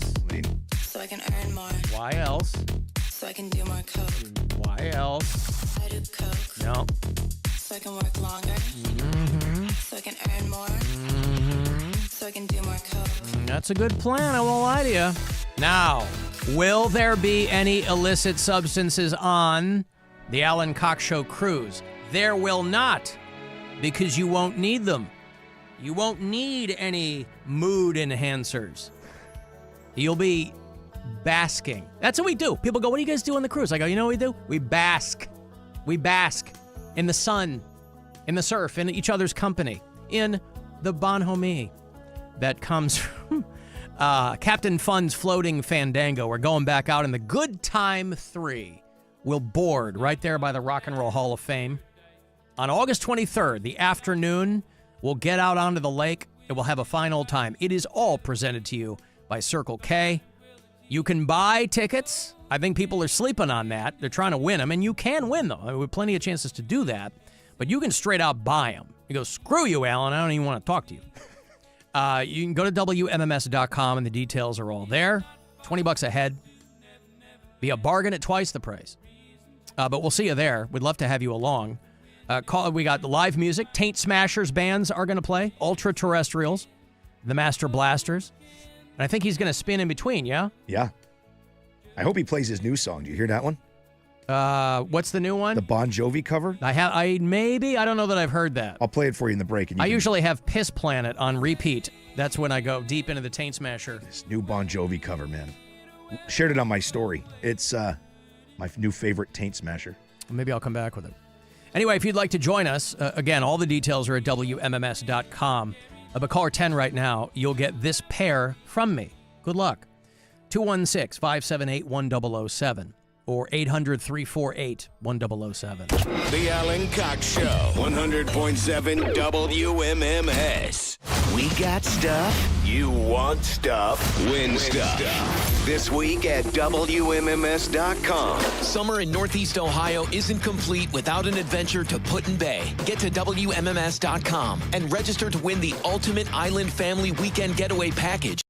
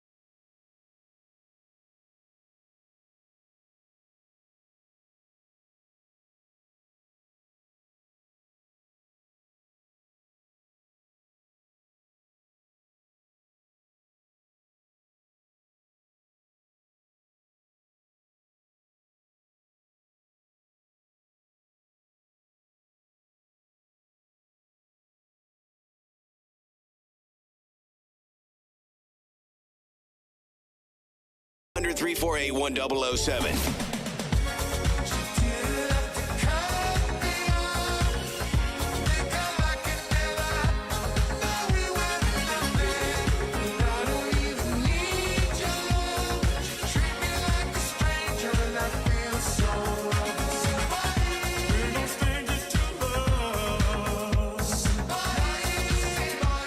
Yeah, I'm a sucker for a mashup, so what? You're going to be hard-pressed to find one to top that. I mean, really. Still, to this day, one of the best shows that I've seen, I was dragged to it, was Rick Astley at the House of Blues. It was years ago, and it was so goddamn good. But I did hear that song. I heard Never Gonna Give You Up. I was heating up my lunch today in the kitchen there, and I've heard the song a million times. We all have. But there's a line that jumped out at me as I was listening to it just one more time when he's talking about I'm looking for a commitment and blah, blah, blah. It's all the preamble to all of the things he'll never do. Give you up, let you down, run around, hurt you. He goes, you wouldn't get this from any other guy. You don't know that, Richard Astley. You wouldn't get this from any other guy. This chick could be a real looker. There might be a line of guys, right? Well, how do you know what this means? He's talking about a commitment. You wouldn't get all the things I'm describing, all of the things I'll never do.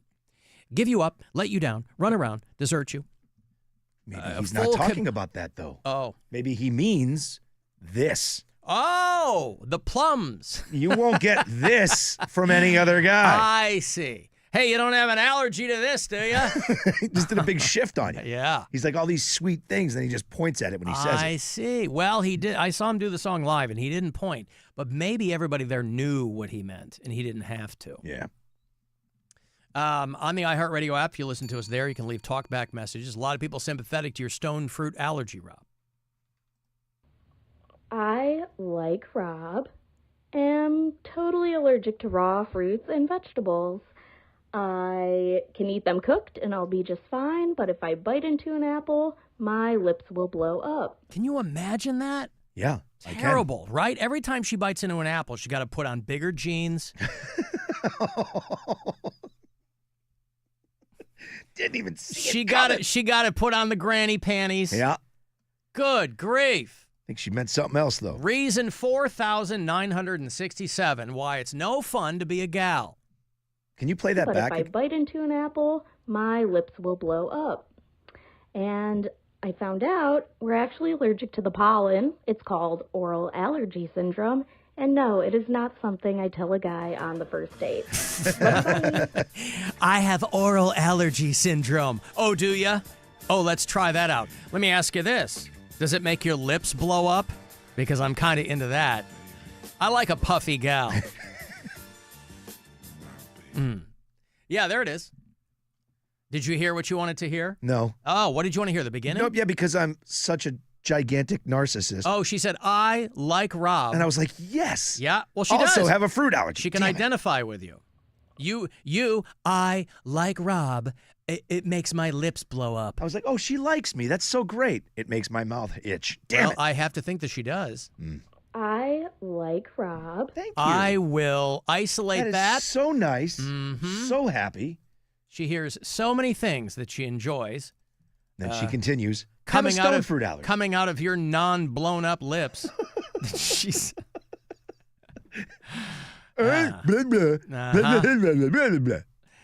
raw fruits and vegetables. Yeah. My client complained that after he danced with his husband at a holiday work party, the next week at work, he was called a fruitcake. He was called a fruitcake. Yeah. He's not allergic to raw fruits and or vegetables, but he was called a fruitcake. And ironically, his lips blew up too. The Joan Jett syndrome, somebody called it. Yeah, how about that? I don't give a damn about my reputation. Joan Jett syndrome. I read somewhere that their periods attract bears. The bears can smell the menstruation. Anywho, I don't know what Rick Astley means when he says you wouldn't get this from any other guy. You could be right. He could be pointing to something. But I just assumed it was in line with him trying to explain how desirous he was of a full commitment. By his words, He's using his words. Like this dude, I know this is supposed to be like this fun, cute kicker story. To me, I don't get it. This is in People magazine online. It just showed up in one of my feeds. Woman finally says yes to boyfriend who proposed 43 times in 7 years. Bro. Yep. That's like every other month for 7 years. With respect, Luke Wintrip proposed to his now wife, Sarah Wintrip, 43 times. These are Brits. That's neither here nor there. I'm just painting the picture here. 43 times over 7 years before she finally said yes. Now, there are two scenarios here, right? This guy could be like a stage 5 clinger, and she's looking at him like, I don't want to carry this. In which case, they would have just split up. Or this guy's like, I don't even know what the other scenario is. Sarah said, he should probably get a Guinness World Record. Yeah, for being a big old dummy. Listen, I can fully understand not wanting to let someone go. I can fully understand being like, look, it's going to be you and me, and I don't care what it takes. But after the 43rd proposal, what was it? I mean, by the time you got into double digits, you'd be like, bro. Double digits? Are you going for 2? Like, if I do it once and you say no, I'm like, all right, I'm out. Yes, I would. You would go for 2? Yeah, because, like, it might be a situation I understand, right? I had a buddy who proposed to his girlfriend, and she's like, no. And they talked about it, and she explained at that point why it was no, and he understood. But if the answer is not now. Well, no and we're not now. There. Are the same. Well, right. But no is no, right? Well, but that was part of their conversation. Luke Wintrip had been keen, again, they're British, to marry his then-girlfriend since 2018. The first time he popped the question early into their relationship. All right, so you understand that. She promptly rejected him. She said, no, we've only been together for 6 months. She said, I loved him, but I didn't want to say yes to something I later retracted. But Luke persisted, planning one extravagant proposal after another. This is what I'm talking about. This wasn't 43 instances of him going, will you? Right? Yeah. Getting up, will you? Extravagant proposals. He rented out a castle in Prague. Oh, Jesus. This guy must be a trust fund dude or something because they said he's a tattoo artist. So it's like, that doesn't usually make you rich. He arranged candlelit dinners, and he planned a horseback. So she was getting a lot of great, fun times. This poor chick, every time they did something, she's probably like, oh, here it comes Jesus. again. He's, every other month for 7 years. Yeah, castle dinner. Okay. You know, it'd be really funny, though. I mean, that's obviously an average when you work out the math. 43 times in 7 years. It's about once every other month. It'd be funny if he asked her 43 times in 2 months. And then they stayed together for 6.5 years. Twice a day. He's like, no, I front-loaded all of my proposals. The story is, yes, over 7 years, but all 43 of my proposals were in the first 72 hours of us dating. I wonder if it just got to like a joke point then, maybe. But that ain't funny. At what point do you go, are we going to get married or no? Well, that was my point. And again, I can see, not now, we're not ready, we haven't been together long enough. Okay, I can see that. Then you go back for seconds. But after the second time, third time, be done. It's over.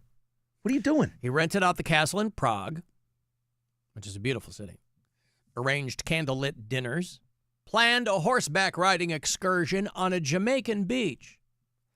During the 42nd proposal, she told him, next time you ask, I'm going to say yes.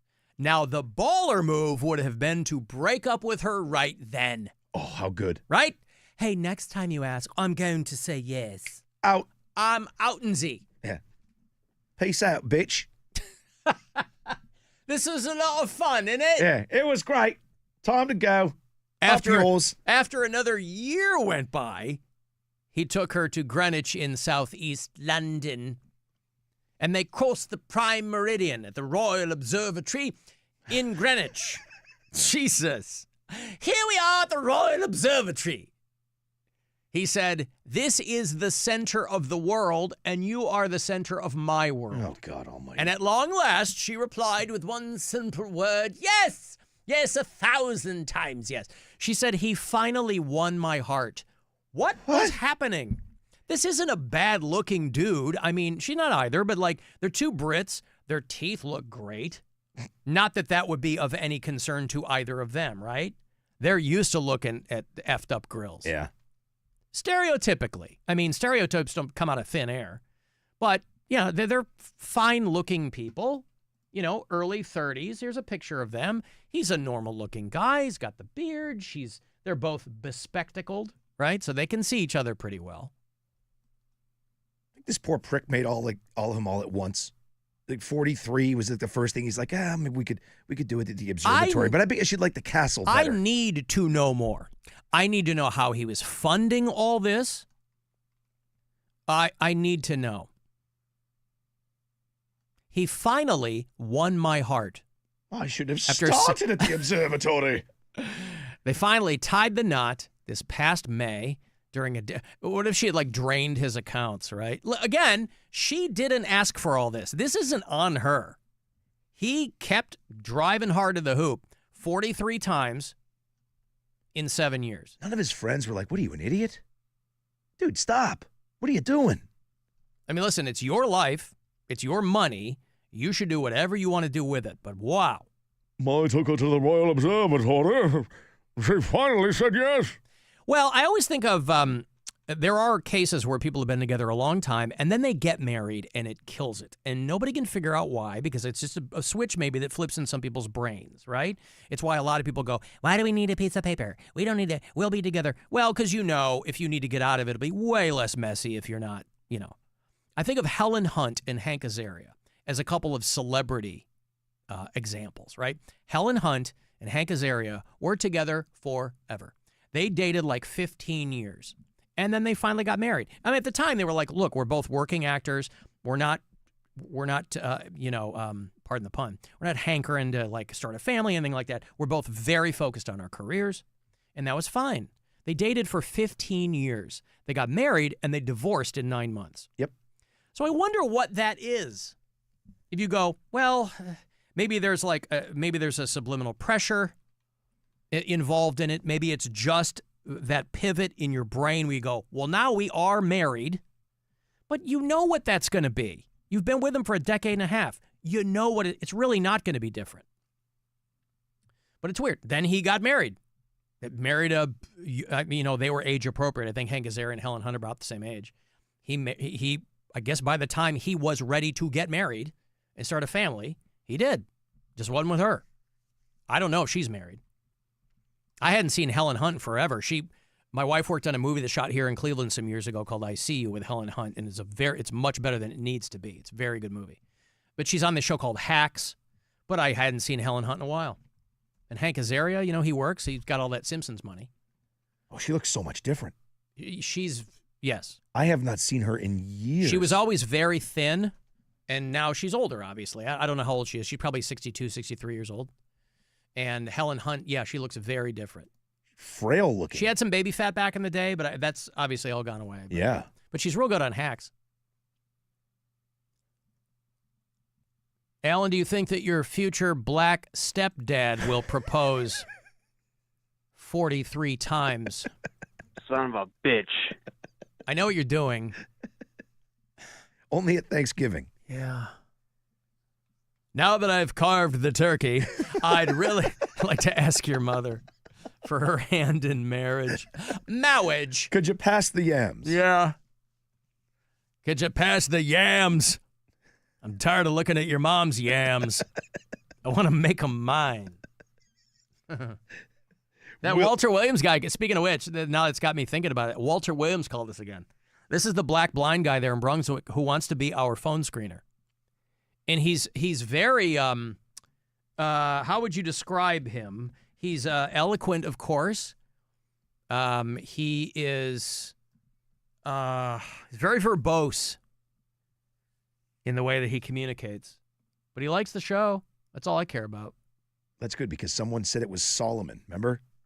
trying to do a voice. Corey down in Tarpon Springs, Florida called us. Yeah. And he goes, I think that's Solomon. I go, I don't think so, man. Solomon would call us as Solomon. We haven't heard from him in a minute. Maybe this is a long con of some kind. Hello there. This is Walter Williams. He does sound like AI, though. Yes. Right? He does sound like AI. I do not think he sounds at all like Solomon. By the way, after hours line is where he leaves the voicemails, which you can do. It's 216-986-8903. Hello there.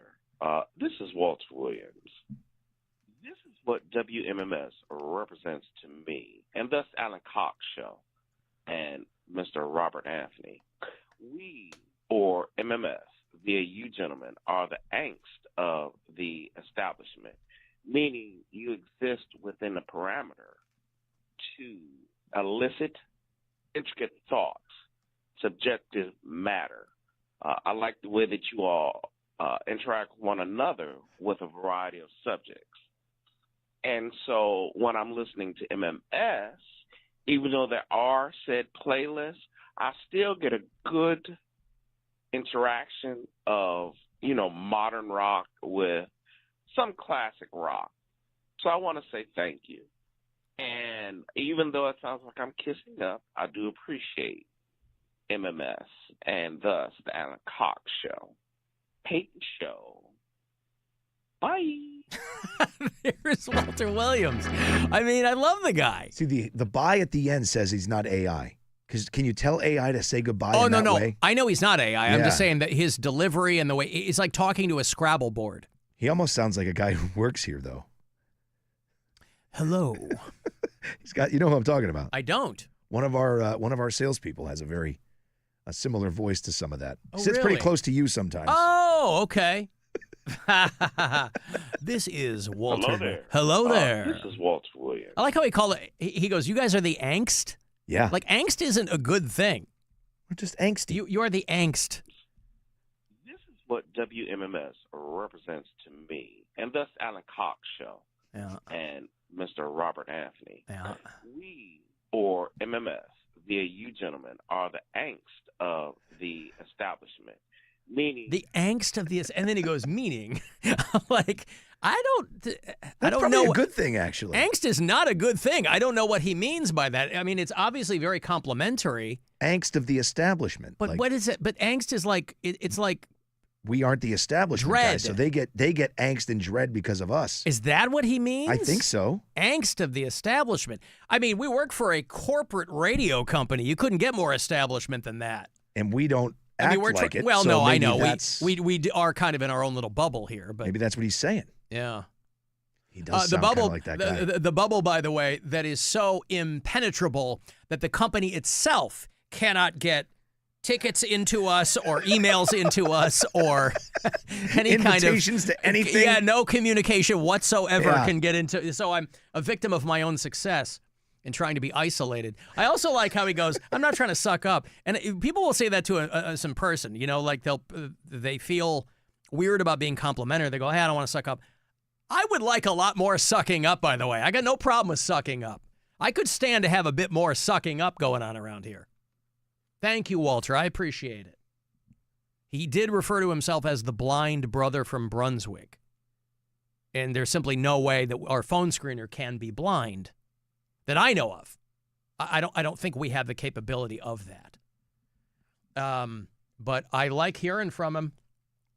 Oh, he's great. I couldn't tell you where the guy's coming from. I mean, existentially, but he likes what's going on here, and you and I are the angst of the establishment. How do you like that?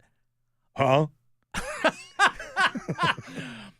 Okwan Tenzin Wan.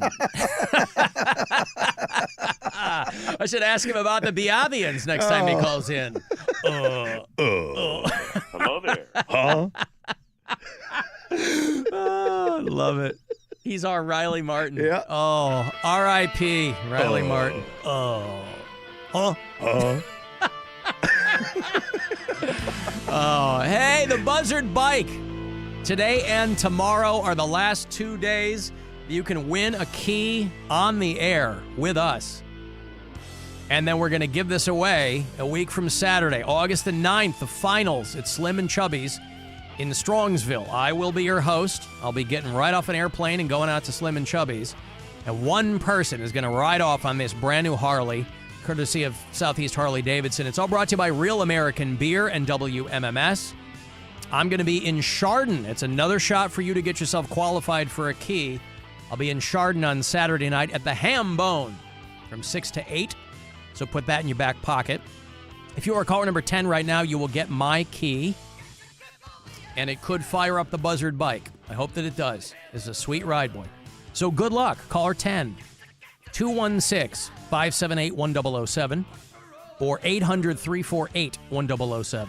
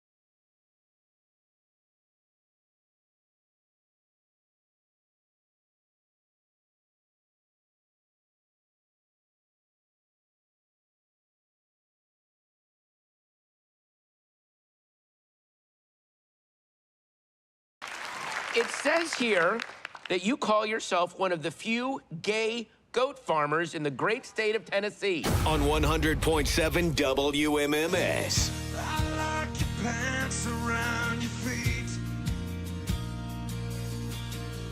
I like your pants around your feet. I like your pants around your feet. I like your feet around your pants.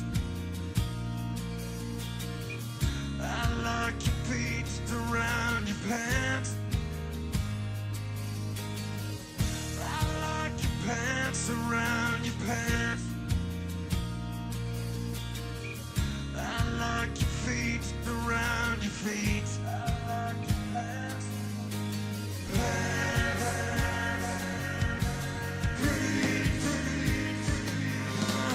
I love pants. And I love feet. I always hope that Nickelback will do Pants Feet when they play live. You know, they're doing the Hall of Fame Stadium on Sunday night. Preseason starts tonight, the big Hall of Fame game down there in Canton. Who is it, Chargers and the Lions? Is that who's playing? Detroit and L.A.? Then nothing until next week. Yeah, right. But the NFL preseason officially gets going tonight down there in Canton. And then they had the Hall of Fame enshrinement ceremony on Saturday. I hadn't even seen who was going in this year. Jared Allen, Antonio Gates. Am I reading these properly? 4 inductees this week. Sterling Sharp, Antonio Gates. I think he went to college around here. Eric Allen and Jared Allen. They're related? Okay. I thought more people went in than that. I thought a lot of people went in. This just says 4. But okay. And then Nickelback is the big band on Sunday. The Concert for Legends is what it's called. And they always have big names every year. At the Tom Benson Hall of Fame Stadium. We gave away tickets a while back. Diamond certified rock legends Nickelback is how the Pro Football Hall of Fame website lists them. What is Diamond? 100 million records? I don't. Well, yeah, because no. Right? Is it 10?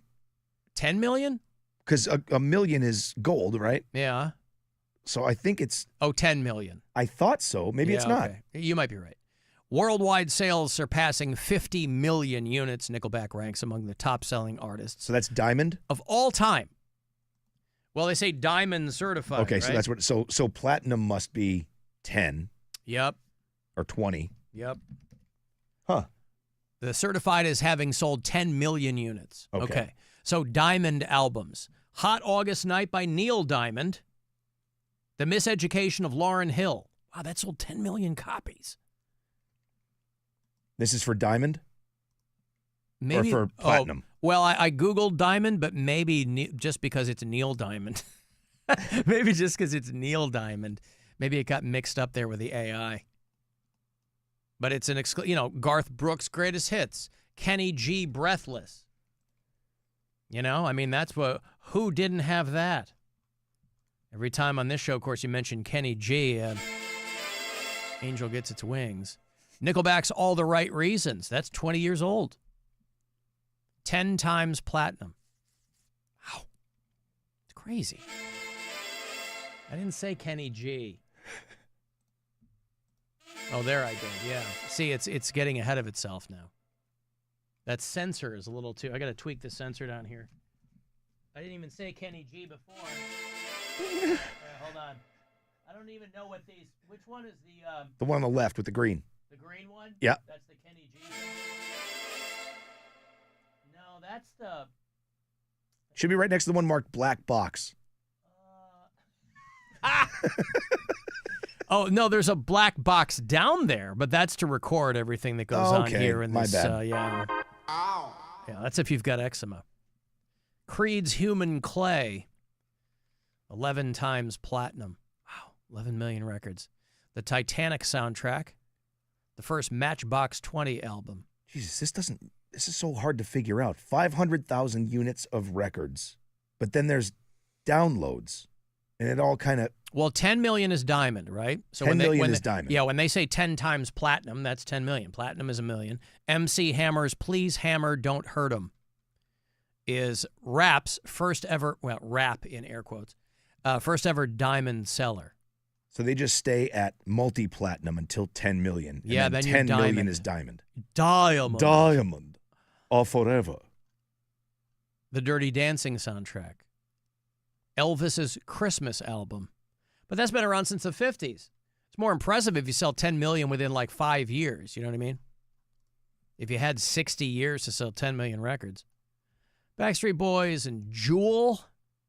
Bon Jovi, Slippery When Wet. Jewel, huh? Jewel, yeah. Wow. Jewel's Pieces of You. 1997. Uh-huh. Adele? Adele is in there too. Huh. Jewel has that song, You Were Meant for Me, and it's basically all the lyrics. I hear it sometime on the station that my daughter likes to listen to, so I'll hear it in the car. Hadn't heard this song in 25 years. Now I hear it like twice a week. And she's talking about just going through her day. Those are all the lyrics. And at the end, she's like, I put on my PJs. I'm like, all right, can I change this, please? Put on my PJs. Loses a little bit for you there? It's fine. Nowhere in that song does she mention going to the dentist. Fix that snaggletooth. Put on your PJs. Purple Rain, 13 times platinum. Yes. Holy cow. I mean, I still have the Purple Rain soundtrack on vinyl. Zeppelin 4, 23 times platinum. Thriller, 33 times platinum. I mean, that makes sense, right? But I mean, the Holy Purple Rain soundtrack. Christ. Oh, it's Yeah. one of the best. Lionel Richie's Can't Slow Down. I was so jealous. Snitzer from Rover's show went and saw Morris Day and the Time last week. Yeah. I wish I knew they were coming. I would have made that trip. I've seen them a couple of times. I have too. Awesome. I didn't know they so were coming good. here. I saw them a long time ago. I didn't know that they were coming here. How does Morris look? Great. He doesn't, Fantastic. He I doesn't guess- have the pomp anymore, right? He does. And I guess And Jerome the is not there circumstance? anymore, though. Is Jesse there? I don't know. Oh. No, Jesse. I think Jerome. Not Jerome. Yes. Yes. I think he was saying the only original is the drummer. Okay. So I guess everybody else has been But the last time I saw him, Jerome was still there and still doing the mirror. And even when they weren't on stage, they stay in that thing whenever anybody's around. He was sitting at a table. He'd go like this, and Jerome would bring him a drink. He'd bring him the mirror with him. It was incredible. Yeah. I've never seen anything like it. I mean, you got to have somebody who's buttling for you up there. Yes. I remember him, we mentioned that, because I'm giving away dice tickets all week, we kind of mentioned The Adventures of Ford Fairlane. He was in that. Morris Day was in Ford Fairlane. Remember that? Yep. But then he was kind of frenemies with Prince, too. There were kind of all these people who became popular because they were caught up in Prince's wake, right? All the people from that Minneapolis R&B scene. So you had Morris Day and the Time, and obviously Prince was at the peak of that pyramid, but you had Sheila E., and you had Vanity, and all these other people that were famous because of Prince. Sheila E. was in Purple Rain. Sheila E. was not. She was No, not? I don't believe I thought so. she was. She came from a family of drummers. I think she was I think he produced her album. I thought she was in Purple Rain. She was part of the Escovedo family. Okay. No, you're thinking of Apollonia. Yeah, but was the female lead in Purple Rain. Who played her? Apollonia. I'm just kidding. No, I thought she was in it too. This isn't Lake Minnetonka. Yeah. She might have been, but I don't think she was in. You need to cleanse yourself in the waters of Lake Minnetonka. I don't think she was like in the band though. Was she? I could have sworn she was in that. Maybe not. I mean, probably not. Because when Glamorous Life was on the radio, I was like, this is a great friggin' song, man. She was a drummer, and I was like all about it. Like, this is a great song. But she was I think that, her family musically was pretty accomplished before she got in the Prince orbit. Her uncles and the Escovedo boys, they were like in Santana and all these other, Tito Puente's her godfather. Wow. Yeah. So she, as far as like Latin music and percussion and that, that's royalty. Anywho, the NFL Hall of Fame game is tonight, and then Nickelback. Diamond band Nickelback will play the big concert there on Sunday night. I don't know if there are still tickets. I know we gave some away months ago or when they first announced they were going to be here. I don't know if there are still any available. Probably. I don't know. I would imagine. Alan Antonio Gates played basketball at Kent State. He didn't even play football. Boy, that is a whole other level. You know what I mean? When somebody's like, oh, I played basketball at a really high level in college and I came out and just started playing football. Hey, a bunch of those guys, right? Tom Brady was drafted as a pitcher. Yeah. Yep. The Hall of Fame is trying something new this year, somebody said, with fewer members in the class to keep the speeches short. That's not why. Why is it? I think you start running out of Hall of Fame people. Well, I was going to say, you could easily tell them, hey, keep the speeches short. Right. Not just fewer guys and let them ramble on. Start playing them off. Yeah. How does fewer people keep the speeches shorter? I think you just let them go just as long, but now they won't have to deal through 8 people. I see.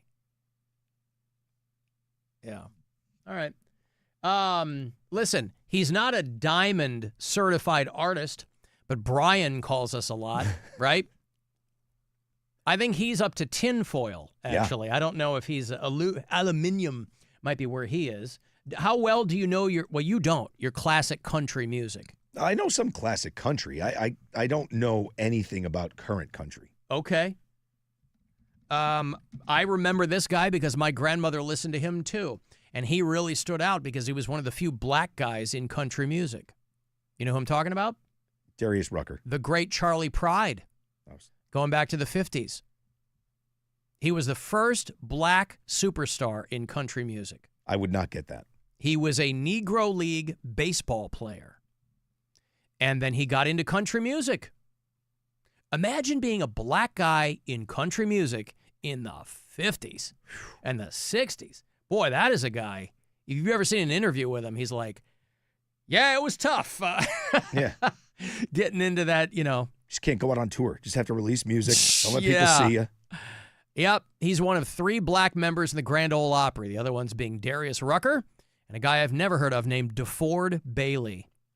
He is considered to technically be the first, black country music star, but that was in the 30s, right? Charlie Pride was the guy that really... Anyway, I digress. That's who Brian called with, Charlie Pride. I thought I'd been kissing, I thought I'd been left, but that was before I met you. I thought I'd seen pretty girls in my time, but that was before I met you. Mm-hmm. Now, he's kind of throwing it around there like a wet rag. Usually Brian really throws his shoulder into it. But that is off of Charlie Pride's first album, 1966, called Before I Met You. I thought I'd been kissing, I thought I'd been left, but that was before I met you. I thought I'd seen pretty girls in my time, but that was before I met you.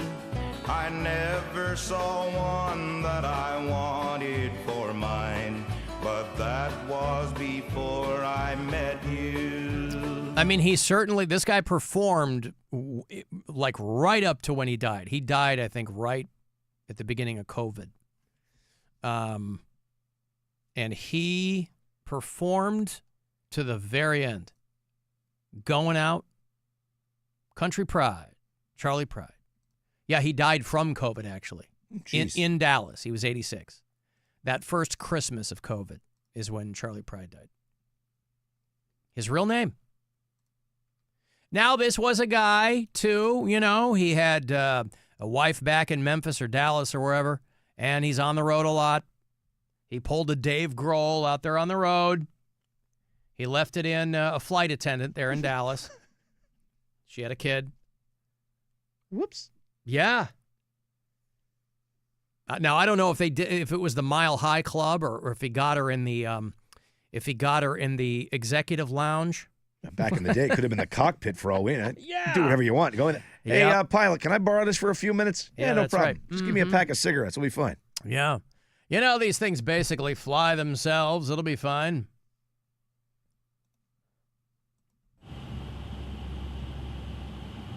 Ladies and gentlemen, we got a superstar on the plane today.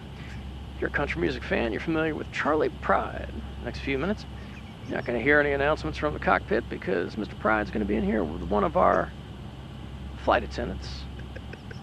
He's going to get right inside what we call the executive lounge. You know what I'm saying? If you hear pull up, pull up, pull up, don't be alarmed, that's not me. That's just pilot code for pull out, pull out, pull out. If you hear anyone here in the cockpit screaming, we're in a dive, don't worry about that either. That one is a different kind of dive, and Charlie's going to have the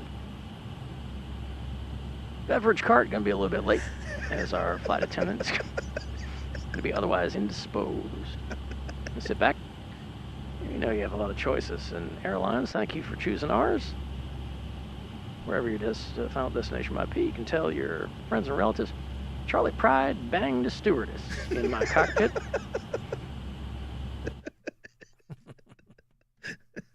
They didn't call him Country Charlie Pride for nothing. So thank you, Brian. I know that song. I've heard that song before. Before I met you. I didn't know who it was. Yeah. Alan is Diamond David Lee Roth, a multi-platinum selling artist. Yes, I am! I don't know. I mean, I don't know that there was one on there. I don't know if there was a Van Halen album on here. No, I don't. Well, Van Halen, well. It would have been Van Halen 1, I would imagine. Or Van Hagar. Yeah, I don't. Did 5150 sell? I don't think so. Not from what I'm seeing. There's 92 of them. Yeah. Garth Brooks, Matchbox 20, Celine Dion, Santana. Boy, imagine no diamond certified Van Halen. MC Hammer's on there. Van Halen's debut. So achieved one. Yeah, Van Halen won diamond certification for 10 million copies in the U.S. in 1996. Jesus. So it's been there for a long time. Def Leppard. Also, Van Halen's 1984 album, which was the last one with David Lee Roth. Really? Yeah. Well, huge hits, right? Panama and Jump and all those. Yeah. A lot of people got turned. You know this. A lot of people that was when they got turned on to Van Halen. Was in 1984. The Smoking Angel. Yeah.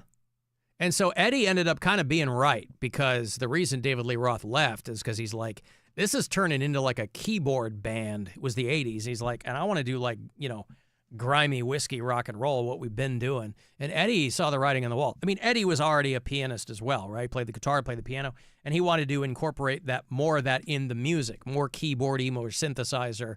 And I think Roth wanted nothing to do with that. So he's like, I'm out. He's probably mad they weren't doing enough show tunes. But yeah, when that was a big bone of contention with them, reportedly, was Jump. With that whole, it was all keyboards in Jump, right? Synthesizers. Yeah.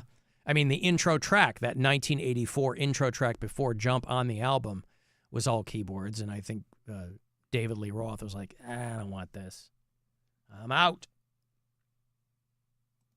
The Broadway hit Beetlejuice is coming back to Cleveland. If you want to check out Beetlejuice, it's only here for a few nights. I will put you at that opening night performance. When they do the curtain call, it will be the first time back in Cleveland.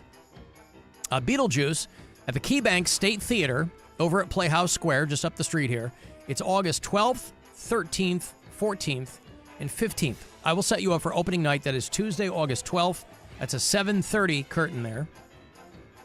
Played huge on Broadway, coming back to Cleveland. PlayhouseSquare.org has all the details for you.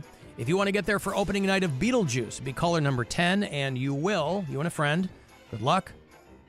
216-578-1007 or 800-348-1007. The Alan Cox Show. 100.7 WMMS.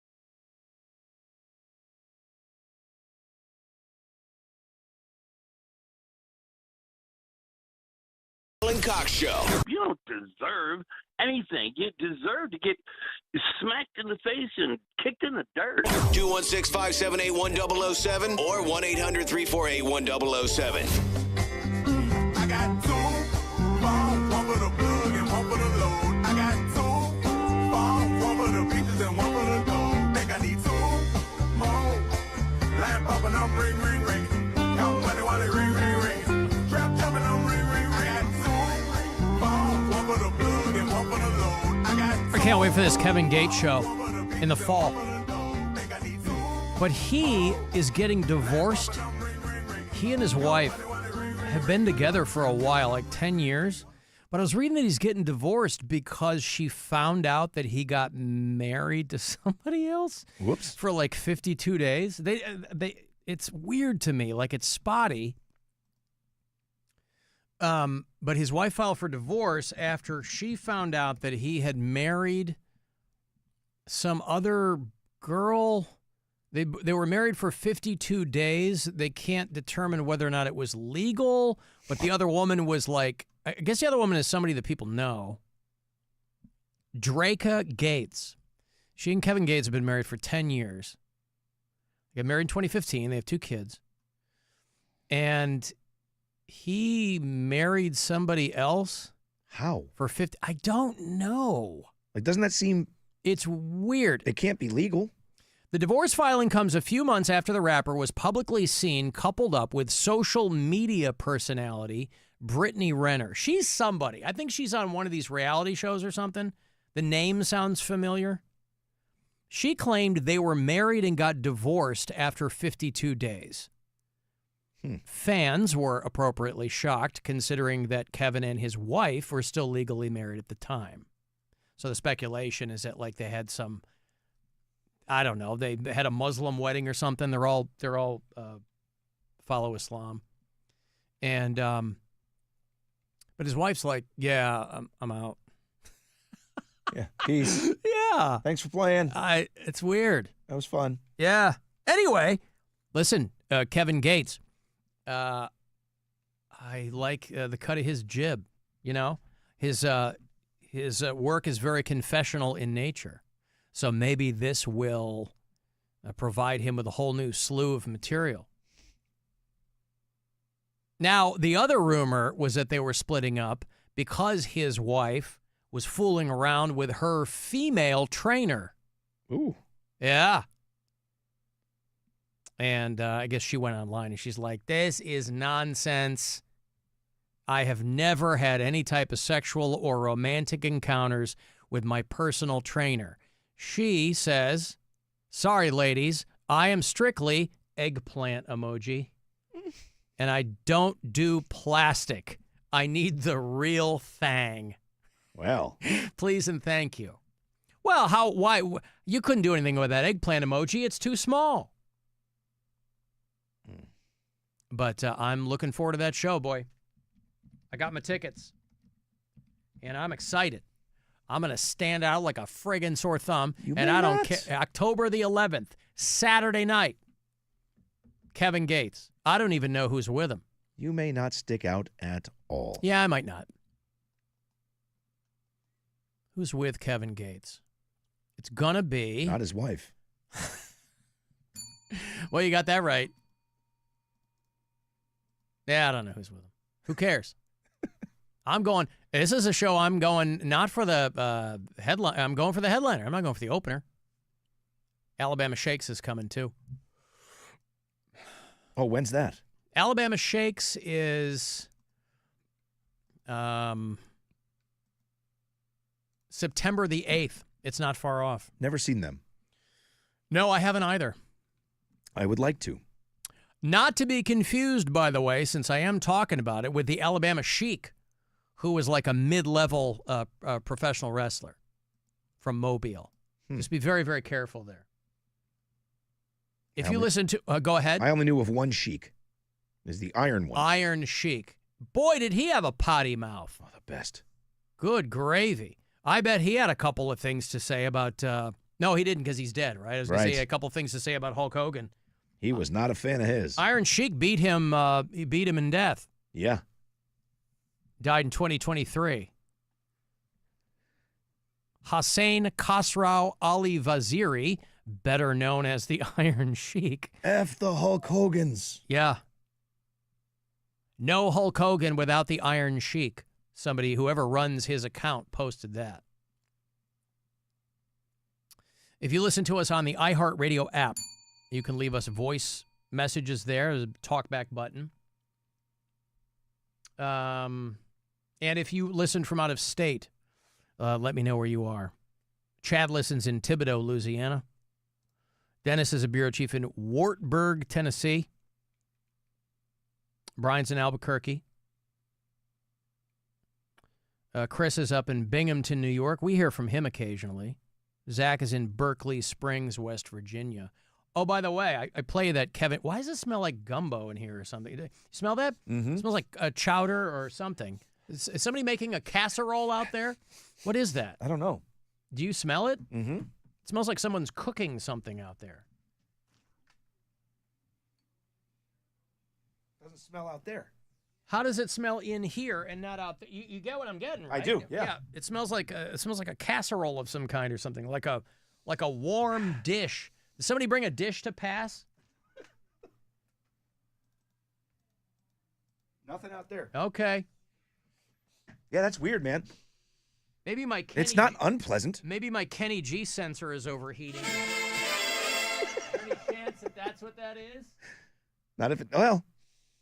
All right. It doesn't smell bad. I mean, but it's. I wonder if it's coming from like up one of the apartments or something. Oh Jesus! Really? What kind of ventilation system we got in this building? We're smelling stuff from the apartments. I'm guessing. I don't know. Even the first floor of apartments is way above us. They're not like right on the other side of our ceiling. Right? Oh, no? No. Oh, I don't know. I didn't think. I've never been up there. I haven't either. All right, well. No, I play that little Kevin Gates bit there because I love the mashup that the guy did with Steely Dan. And I got an email from Jeremiah. He said, hey, I made an AI song about you being a Steely Dan roadie that turned out really good. And it's called The Stabbin' Wagon. He put together an AI song. Well, like he said, roadie for Steely Dan. Wonder if they even have roadies anymore. I guess they got it. Of course they do. Yeah, of course they do. I don't hate it so far. Nope. Alan Cox was a roadie for Steely Dan. They called him the Dan of Dans. He had a one of a kind. The Dan of Dans, okay. A CB and a bed. The stabbing wagon. They called it the stabbing wagon. That Steely Dan show lagging. He's lagging in the stabbing wagon. I can assure you, Rob, if I had a stabbing wagon, I'd never be lagging No way. in it, right? There's no lollygagging or... Buddy, from coast to coast and sea to sea. There wasn't a town where that wagon wasn't known, and Alan was the king of kings. Well, the Dan of Dans and the King of Kings. Yeah. Wow. Called it the stabbing Usually King of Kings is a title reserved for my Lord and Savior, Jeebus Christo. stabbing wagon.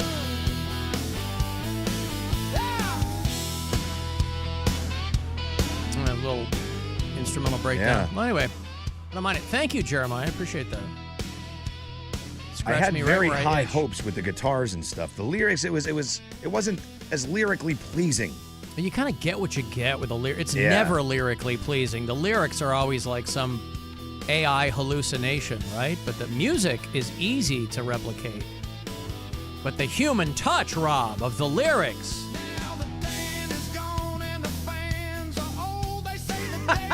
That's a good And one. the fans are old. That's great. But you might just find it parked out in the lot with a grandpa and a grandma having fun. Yeah. Stabbing wagon. Stabbing wagon. All right, well, it starts off with me being a roadie for Steely Dan, and then apparently I've died by the end of it because it's been relegated to Grandpa and Grandma having fun out there in the stabbing wagon. But thank you, Jeremiah. It really is amazing that artificial intelligence generates, I don't mean the music, I mean the vocals. Yeah. Forget the lyrics, right? Generates vocals out of thin air that sound like that guy. Sound like a Chris Stapleton kind of vibe, right? The stabbing wagon. All right. And the more stuff you put in, the better you'll get out of it, right? Like I've never really used it other than that one time we sat in here. I have never dicked around with AI at all. But the more info you give it, the more it'll be like accurate and really okay. Yeah. Well, and some people there, you might have run across some of these AI Instagram accounts where they make really filthy songs that sound like they're from the 50s. Oh, my favorite. And they're so funny. Those, though, really have to be written and manipulated. Those people do a lot of work on those because there are filters on these where if you start throwing in expletives, it won't do it. So you got to find a way to create the words by stitching syllables together. So that's a lot of work. So the end result, I know a guy who does that. The end result is awesome.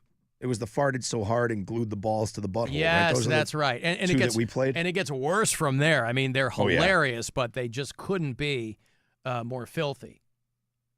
I don't know if they filter out farted. I mean, they filter out, there's people doing the C word and things like that. She farted so hard, she died, but I'm not gonna cry. She farted so hard, she died, but I'm not gonna lose much sleep.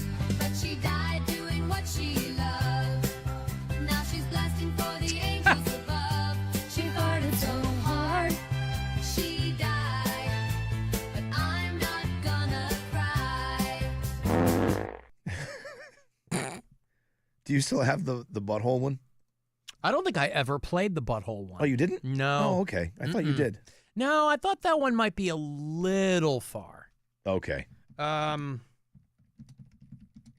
Yeah, I don't know if it's clean at all. I just know of the hook. Yeah, it's called I glued my balls to my butthole again, and I go, that one might be a little rough. I mean, I thought you played it.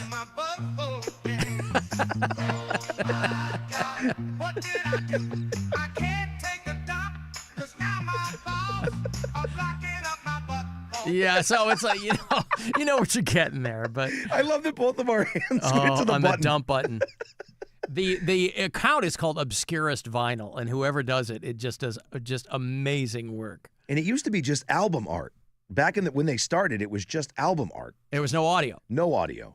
And then he or she figured out how to do it. So funny. Yeah, so all kinds of wild, filthy, and they look like they're album covers and songs. They sound like songs in the 50s. Jenny Stardust, Ram My Clam. You can't cancel the 4th of July. Yeah, so some of them aren't filthy, but most of them are. Yeah. The funniest ones are. This effing world sucks because of you. Nah, it's cool. You can just diarrhea in the ocean. Shrimp your D's off. Yes, yeah. Yeah. Baby just shrimped on my chest. I mean, and they all sound like they're from the 50s. So that's a really good follow for people who like. But again, that requires a lot of work. That's just not, when we mess around with it, we take the most remedial path possible, right? We go, hey, make a song like this. We give it a couple of keywords, and then it farts out some nonsense. But it takes a lot of work to put those songs that sound real together.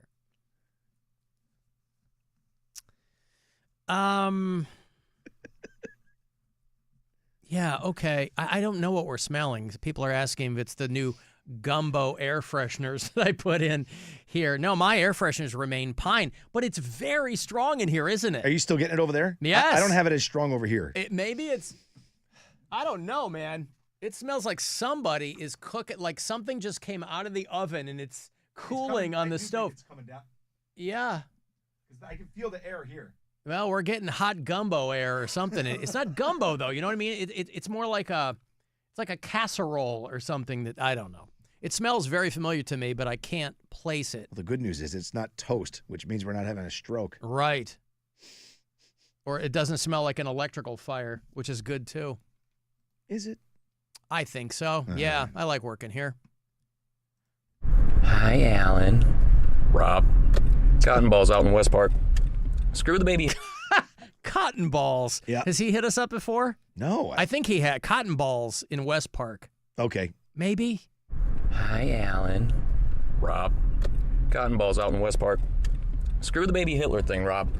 If you can go back in time to any defunct or rebranded restaurant just for one day, what would it be? I'd want a classic Ponderosa or the old school Pizza Hut. Ooh. Alan, can you hit the post on In the Meantime by Space Hog? Hate the show. In the Meantime, that's like what's the ramp on this? Like 40 seconds? I don't know. I got a vamp. Hey, Bodywood here from Space Hog. These guys got themselves together, did some gigs for a long time under the name Galaxy Pig, and couldn't get as much attention. Now they've signed a record deal. You're going to be hearing a lot from these guys. I guarantee this won't be the only song you ever hear from this band. In the meantime,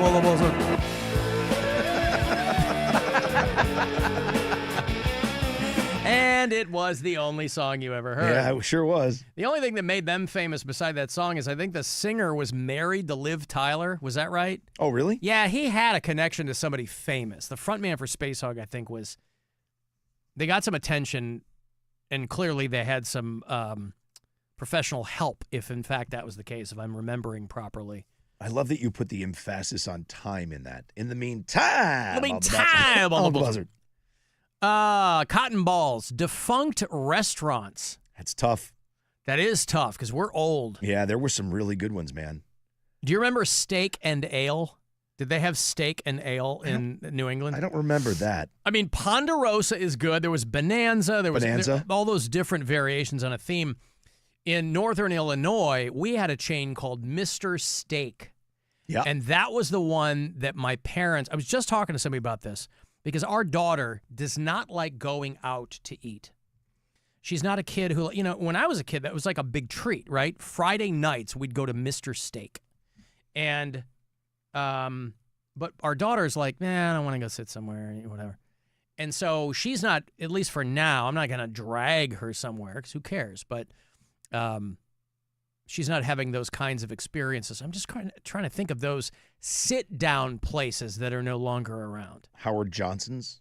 Yeah, Hojo's. Yeah, those were attached to the motels. Yeah. But the restaurants were pretty good, if I remember correctly. It was a long, long time ago. There's still like, I don't know if it's still there, but it was, as of a few years ago, a Hojo with a restaurant in downtown Chicago for a long time. Damon's comes to mind. I don't know if that's still around. I got food poisoning from them about 20 years ago and never went back. Did you guys have Hilltop Steakhouses?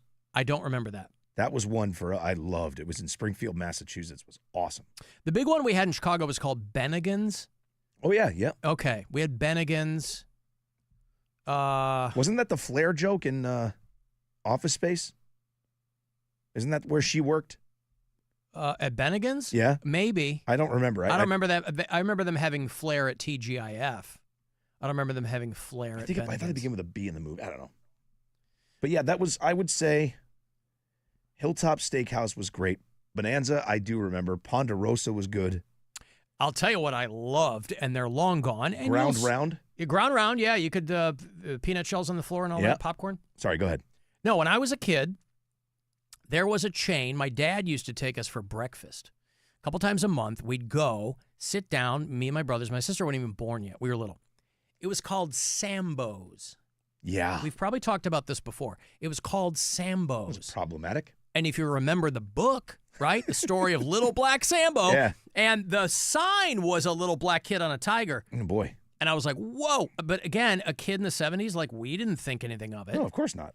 And I think it's long gone, or that maybe they changed the name and it exists as something else. But the pancakes, and it was so good. Loved going to Sambo's. That's the one that I think a lot of them probably got flipped into Big Boys or something, but that's the one that kind of immediately jumps to my mind. And those are pretty much restaurant chains. Those are pretty much all gone too, aren't they? Big Boys? There's one down in Valley View. I mean, yeah, by and large, there are way fewer of them than there used to be. I haven't been to one in 25 years. So the one where I lived was gone when I was in my teens. Yeah. Oh, God, that's longer than 25 years ago. That's true. Yeah. God damn it. Yeah. I'm looking at the list here. Yeah, I mean, I think we pretty much hit them. I think so, too. I would have been happy if I could have gone to the Ground Round again. That place was always kind of fun. I remember going with my grandparents. We had Jerry's Hamburgers, Geri, Northern Illinois, Southern Wisconsin. We had Jerry's Hamburgers. And I feel like they were getting sued by McDonald's because, I mean, there was a time where McDonald's was trying to sue anybody else selling hamburgers. I think at kind of the regional level. But Jerry's was real good. And we go there every so often. But I don't remember, again, I don't know what they had around here. I'm sure people will tell me. Chi-Chi's. Chi-Chi's, but they're bringing those back, Yeah, right? Ruby Tuesday. There's still some of those. York Steakhouse. I think there's a steak chain called King's. I remember that in Pennsylvania. Shenanigans, people are saying, was the place in office space. Yeah. Shenanigans. Yep. Burger Chef. Yeah, Tony Roma's, people are saying. Yeah, there you go. How about that? Different than Tony Romo's. Yeah. Brown Derby. They're still open. Are they? There's one out by me. I've never been. It's another steakhouse, I guess, from what I've been told. Sizzler. I remember Sizzler. All those steakhouses. Oh, Sizzler, right. Is that still open? I don't know. Don't know. Alan, there was a Mr. Steak in Strongsville 40 years ago. Yeah, that tracks. Mr. Steak was everywhere. Anywhere it was probably 40 years ago. Okay. Hey, want to go see Andrew Dice Clay? He is here in about a week. It is Sunday, August the 10th that he will be here. I'm not sure who's with him, but who cares? He's doing the world-famous Agora. You and a friend can be there. A Sunday night with Dice. Be fun. I'm not sure what he's got planned for you. AgoraCleveland.com with all the information. The caller 10, these are yours. 2 for Dice on the 10th. Good luck. 216-578-1007 or 800-348-1007. This is the Alan Cox Show. Everywhere on our free iHeartRadio app.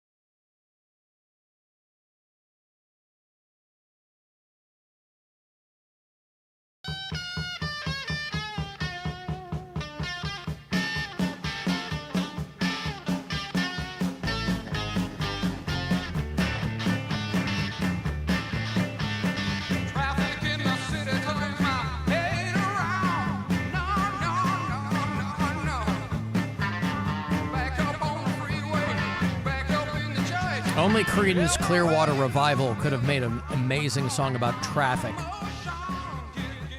And John Fogerty doing the iHeartRadio Music Festival, by the way. Sure is. I wonder if he's going to do Commotion. That's my new phrase. Talk about somebody who's like really, really a pain in the ass. You just go, that guy's really causing a commotion. He's a real stinker. Bring it back. Yeah. Chad Fogerty of the Creedence Clearwater Revival. Guardians off tonight. They ended up shutting out the Colorado Rockies last night, 5-0. Sending the Rockies back home with only one new win. Guardians will host the Mets? No, not the Mets. Twins. We give away tickets. What am I thinking? Twins, Guardians tomorrow night, 7:10 is your first pitch. Get you through the weekend. 6:40 going to be that pregame coverage. Next week on the program, by the way, I'm already going to have Sonic Temple tickets for you. Crazy. They are not waiting at all. Sonic Temple, they've announced for 2026. Not the lineup. People buy tickets, and they know it's going to be a good lineup. May 14th through the 17th, back in Columbus at Crew Stadium. They are not on sale until Monday at noon, but we got a pre-sale going on now starting tomorrow at noon, so you can buy them early. Go to WMMS.com for the details. And then next week, we're here. I'm out Wednesday, Thursday, Friday next week, but we'll be here Monday and Tuesday, and I will have the 4-day weekend passes all ready for Sonic Temple next week, Monday and Tuesday. The pre-sale code for WMMS is good through the weekend. So until the general on sale happens Monday at noon, now you can use our pre-sale code, which is, I'll give it to you quickly, ST26, Sonic Temple 26, WMMS. And noon tomorrow, you can get in on the WMMS pre-sale for Sonic Temple next May. They just finished this one, and they'll be back next May. So they're getting out in front of it. I will also have what else for you next week? I got a bunch of stuff for you next week. You're going to have a hard time beating this past one. Metallica headliner? Oh, yeah, Sonic Temple. Yeah. Yeah. I will have tickets for Live. It's called An Evening with Live. That's Eddie Kowalczyk. We haven't seen them, I don't think, since Buzzard Fest. They might have come through and played since then. But that's probably the last time that they played to a crowd that large. October the 11th, An Evening with Live out at Northfield Park. More tickets for Captain Fun's Floating Fandango. If you don't want to rely on your luck to win, you can buy them. They're $20 a head. Go to WMMS.com. We go back out in the Good Time 3 on August the 23rd. It's all presented by Circle K. We would love to have you along, obviously. So I will have tickets to give away, but you can buy them. Something called PlayStation The Concert is coming to Playhouse Square. Nerd alert! Nerd alert! Nerd alert! Where they play the scores from video games. You know, they've stepped up their game. It's no longer like, old Mario Kart music or whatever.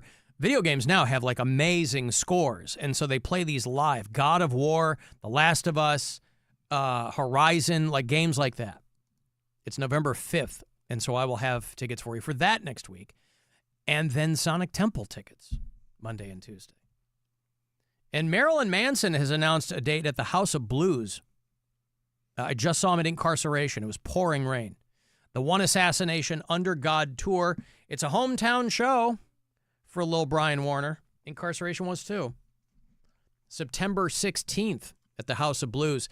I was looking at some footage of all of Ozzy's, past that public memorial and procession, all of Ozzy's peers and friends now have come out to the estate to pay their respects. And it's weird to see all these rockers in just suits, black suits. Yeah. So Marilyn Manson was there, Rob Zombie was there, Zakk Wylde's there. He's got his hair pulled back, he's wearing like a bowler hat. And they were all obviously very, very somber. Ozzy's being buried there on his estate. Yeah. I didn't realize that. Yup. So much for being able to visit the grave. Well, it's like Graceland, right? Yeah. Well, I don't think they'll open up the gates, though, my guess. You don't think so? No. Because, I mean, they all live there, right? Mm-hmm. Probably, but I would think that they would want... I mean, you're going to have people getting to that grave. So I would think that you... Depends on what security's like, I guess. Yeah, I mean, you wouldn't want it in a fully public place. But I would think that you'd maybe try to find some kind of happy medium. I don't know. I would try to make a trip for that if you could. Absolutely. Hey, we're going to visit Ozzy's grave. I mean, I went to Jim Morrison's grave, but it's just because I was in Paris. Yeah. You know what I mean? Like, I don't really... I think the Doors are crazy overrated. But it was... You disagree? Excuse me. Oh, you poo-poo? That's something in my throat there. Oh, all right. Well, I think that they are. It's not very often I disagree with you, Alan. Well, had I taken the same amount of drugs, I could have cranked out the same lyrics.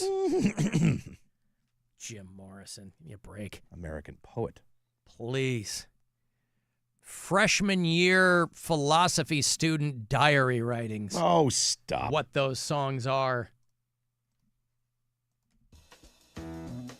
No, you picked the one.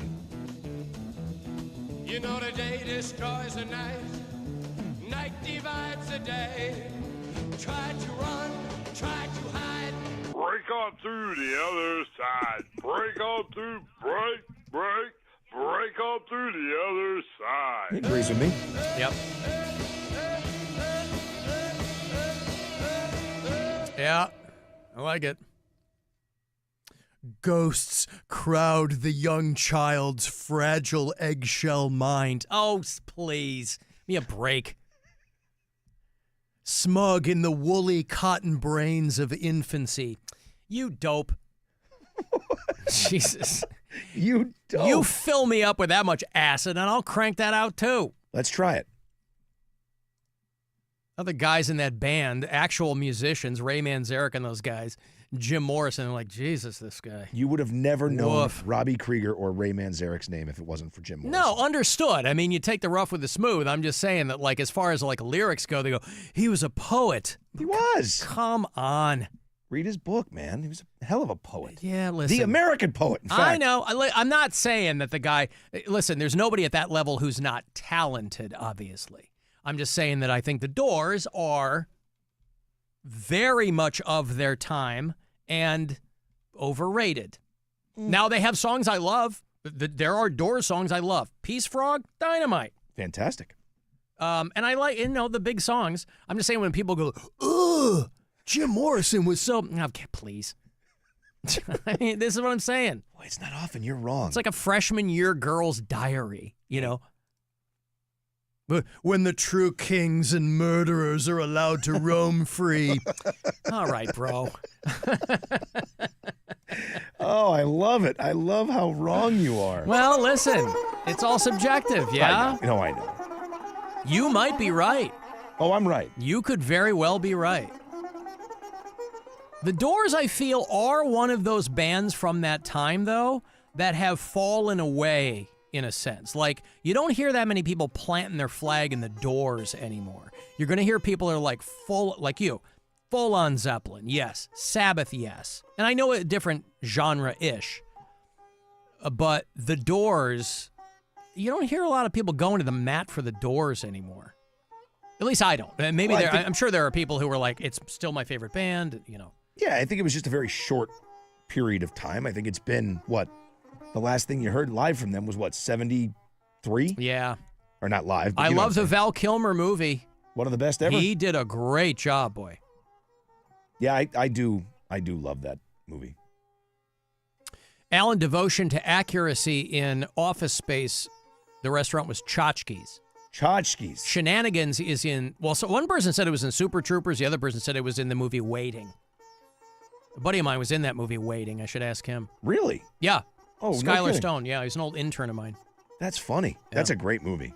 Yeah, it's very funny. Early Ryan Reynolds, and yeah. Everybody found out about all those ball tricks. Yeah. The gold. Shenanigans was in Super Troopers and Waiting. Okay. Oh, sorry. When he goes in and asks for a liter of cola. Farva. Yeah. Yeah, my friend got killed in one of the Hostel sequels, too. No kidding. Yeah. Yep. I'll have to look for him. I watch Waiting probably at least once a year. Yeah, I love that movie. Skylar Stone is my buddy. He had a show on Comedy Central years ago called Con. It's like a prank thing, and he did a thing with he's an accomplished dude. He was an intern of mine 30 years ago. He's lived in L.A. for a long time. I recognize him. Yeah. Okay. He's from St. Louis. Yeah. Good dude. He and I were working on a show years ago that we were he had some kind of deal with HBO or something, and we were writing a show about a radio station, and it didn't go anywhere, but it was fun. You sent me the thing. How many days since an obese woman hid a gun in her fat rolls and discharged a bullet into your outfield bleachers? And the Sox logo says 700 days ago. And the Cubs logo goes, what? I forgot about that. Yeah. An obese woman had a gun in her fat rolls at Comiskey Park and shot a bullet out. It didn't hit herself, unbelievably. But, hey, listen, that's how they roll at Sox Park. What do you want? Also, Chicago, Illinois gets the dubious distinction today of having the worst air quality in the world. Today? Right, better, like worse than India. Yeah, because all the Canadian wildfire smoke is just making it an orange haze. So in the entire world, as of today, Chicago, Illinois has the worst air quality in the world. So again, I guess I have to check in on my mother, make sure that she's still breathing, make sure that she's not on the floor wheezing and coughing. And I had never seen anything like that until, was it last year when we had it or a year before? Yeah. I don't remember what it was, but I've never seen the sky orange like that. Mm-hmm. It's crazy. Yeah. And the Doors were a hippie counterculture. They were very much ahead of their time. They were not ahead of their time. They were dead on. And that was like smack dab in the middle of that whole thing. What are you talking about? Ahead of their time. Alan, my husband is anti-Led Zeppelin. Everybody is entitled to be wrong sometimes. Yeah, well, again, like you were just wrong about the Doors. Your husband is certainly, yeah. Alan, for me, it's Jim Morrison's voice that's so good and great to listen to. He could read the dictionary and people would listen. No, they wouldn't. I would. Epicurious. Yep. All right. Cool. Anyway, that's how you get Doors fans riled up. Episiotomy. Episiotomy. No, listen, I'm glad that there are people who, it doesn't matter if I like them. I'm glad that there are people who enjoy all different kinds of stuff. Well, good news to report. With 25 minutes to go in the trade deadline, we still have Stephen Kwan. Hey! I think they're waiting until the very last minute. God, I hope not. I have been hitting refresh on Twitter for the last 2 hours, and I canceled my Twitter 6 months ago. Yeah. I opened one just to do this. I went back. Followers. I went back into Threads, and Threads sucks now. I haven't been there. Threads is like Twitter was when they finally decided to try to rebrand it. Oh, Threads blows now too. I forgot all. I didn't even. Every time. Well, because it's part of Instagram. So it's Meta. So it's like there's a lot of things linked between Instagram and Threads. And everybody that tries to do Twitter, it just eventually becomes like, we started up on Blue Sky, right, for a cup of coffee, but I'm not on there anymore. I don't do any micro-blogging sites. That's what those were called initially. And I went over to Threads because I have a bunch of friends on there who are still, relatively prominent and creative and funny people. And so I'll go over there and see what they're doing.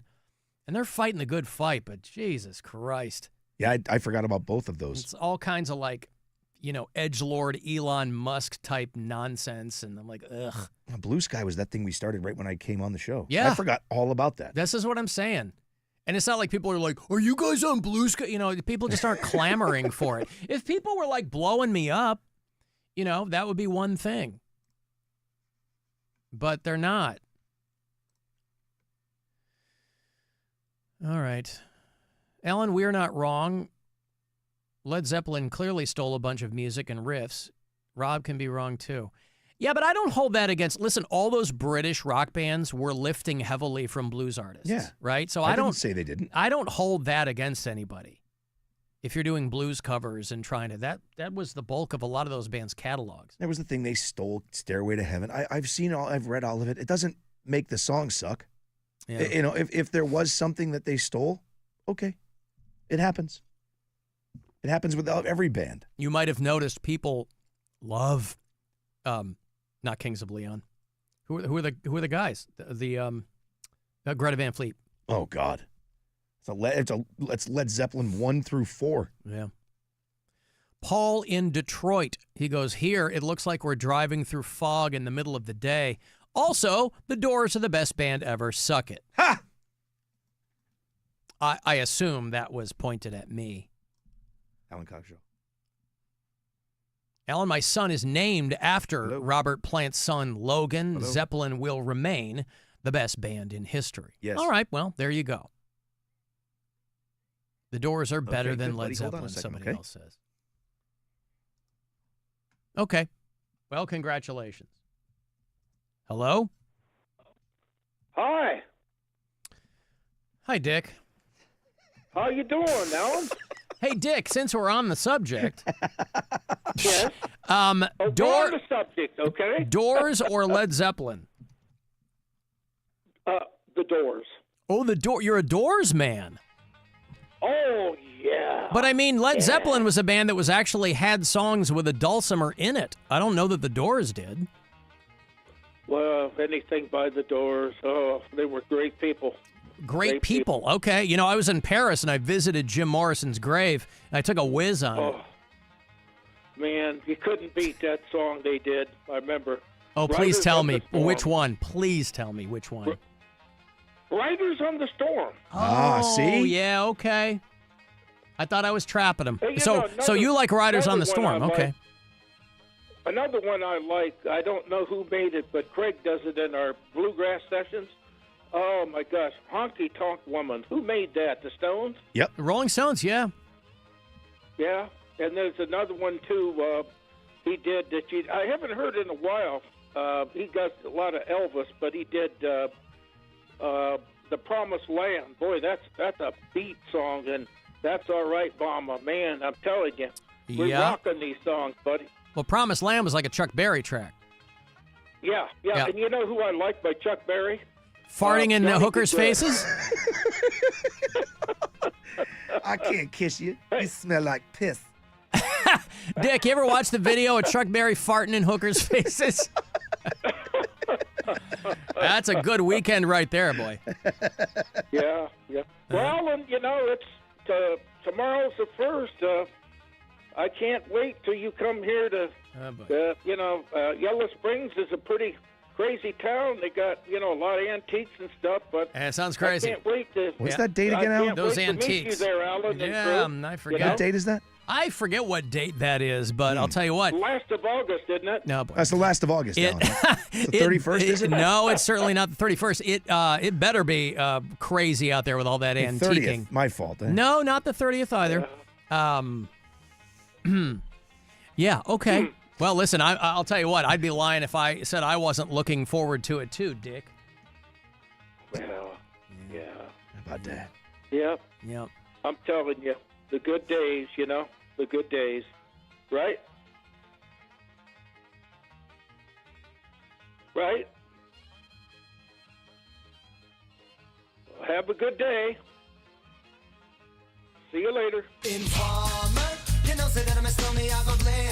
Licky, licky, licky, boom, boom, down. Take them on the say that I'm a stormy, stand somewhere down the lane. Licky, licky, licky, boom, boom, down. I haven't given Dick the silent treatment in a minute. Oh, I love that. I love that bit. How can you give him Because the he'll just silent keep treatment? going. He's He'll not just gonna- go, hey. He's not going to know what day now. Oh, darn. That's what I get for saying the Doors suck. Rob's throwing me under the bus with Dick. I'm trying to. Hey, he's going to be out. Don't forget he's going to be out there. I try to grab a call every once in a while to get somebody on the air because I I'm know. screening calls too. I And the one time know. I do, it's Dick from Dayton. Oh, man. He is ubiquitous.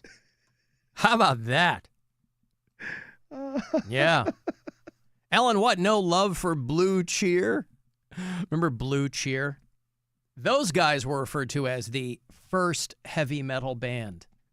You hear that? The earliest pioneers of heavy metal. I'm like, you mean Summertime Blues? I'll go with Zeppelin. Thank you very much. Jake C. sent in a great idea.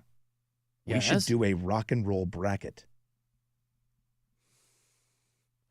I like this idea a lot. Yeah, we could. Sounds like a lot. We can open it up to everybody. Sounds like a lot. We can put it on the website. Yeah. It'd be fun. Yeah. It's going to be... But what's a payoff? Bragging rights? I don't know.